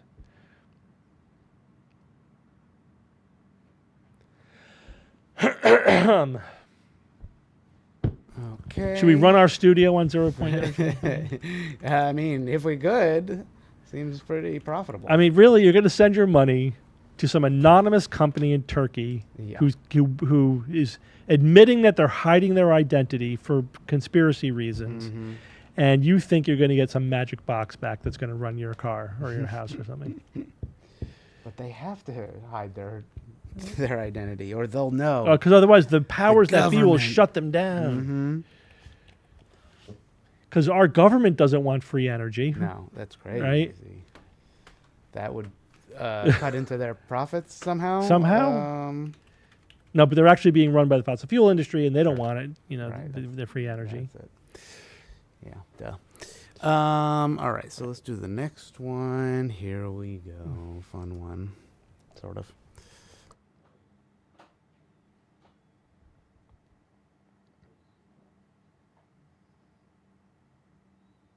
I have 3 friends. All 3 of them had stage 4 cancer. All 3 of them don't have cancer right now at all. And they had some serious stuff going on. And what did they take? Jesus. They took some, what you've heard they've taken. Ivermectin and Fenbendazole. fenbendazole. Yeah. That's yeah, I'm hearing that a lot. They drank hydrochloride something or other. There's studies on that now where people have proven that People they've drinking methylene blue and stuff like that. Yeah, methylene blue, which was a fabric dye. Yeah. Yeah, it was a textile dye. And now they find out it has profound effects on your mitochondria. Yep. Yeah. This stuff works, man. There's a lot of stuff that does work, which is very strange because, again, it's profit. When you hear about things that are demonized and that turn out to be effective, you always wonder, well, what is going on here? How is our medical institutions, how have they failed us so that things that do cure you are not promoted because they're not profitable? All right, stop there. Okay, cool. All right, we're rolling. Yeah, that's the narrative, right? You know, they are hiding the cure for cancer because it's not profitable. This is all nonsense. This is all complete nonsense. Let's look. So first of all, we're being offered anecdotal cases. I have 3 friends who survived stage 4 cancer. What kind of cancer did they have? What other treatments did they receive? And how do you know they're cancer free? Most people who are diagnosed with cancer most people who get diagnosed with cancer get some kind of treatment. And then they're in a period where their cancer has been removed or they got their chemo or their radiation or whatever. They've gotten their treatment for it. And you could believe that they're cured at that point. And they would oftentimes, if they also took some kind of quack remedy, they'll say, I'm cured. They'll go around saying they're cured. And then you never hear from them when they get their cancer back and they die, right? Which happens sometimes. Then they're not going around saying, hey, I got my cancer back. These are anecdotal, right? That's why this is not reliable. Let's talk about the 3 things that they're talking about: ivermectin and methylene blue and another anti-helminthic treatment and the hydrochloric, whatever he says. So these are being studied as anti-cancer treatments, which kind of breaks their own narrative, right? Their own narrative is incoherent here. So how do we know about these things? Because scientists are researching them. And what stage are they in the research? They're in the preclinical stage, right? So yes, it's having some interesting effects on cancer cells. And so maybe there's something here that can be exploited as a cancer treatment. But in order to go from, oh, this has activity against cancer cells in a petri dish to an effective treatment, there's a lot of steps in between. And most things do not survive that whole process and turn into effective cancer treatments. Some do.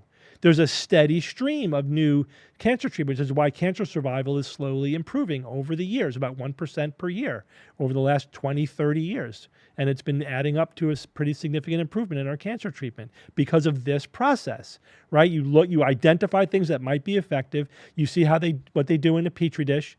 Then you see what they do in animal research. You try to get to the point where you understand what their mechanism is. You see what their toxicity is. You formulate it in such a way that then you could give it safely to people. And then you do clinical trials to see what role it might be playing with specific stages of specific cancers in specific people, maybe even looking at their genetic targets, whatever. That, cancer therapy has become pretty individualized and sophisticated over the years. That's the process. They're just looking at things that are in the first step. It looks in preclinical petri dish, it has effect against cancer cells, and they're saying they've proven it's a cure for cancer. Come on, that's a complete misunderstanding of the science and how the whole research works and how developing new cancer treatments works. Then they overlay this narrative like, well, these are actual cancer cures that they are hiding, but they are researching it. It's being researched like anything else, and it will go through the steps. If it turns into an actual effective clinical treatment, it'll start to be used on patients because that's what happens. There's no conspiracy going on here. The only thing that's happening is that Rogan completely misunderstands how medical research works and how cancer therapies are developed, and he is just filtering these factoids that come his way into his preconceived narrative of some ridiculous conspiracy theory for which there is no evidence. So, don't listen to these guys. This is not what's going on. These things are being researched, but they're at the very beginning. We'll know in 20 years if these things are actual cancer treatments or not. Alrighty.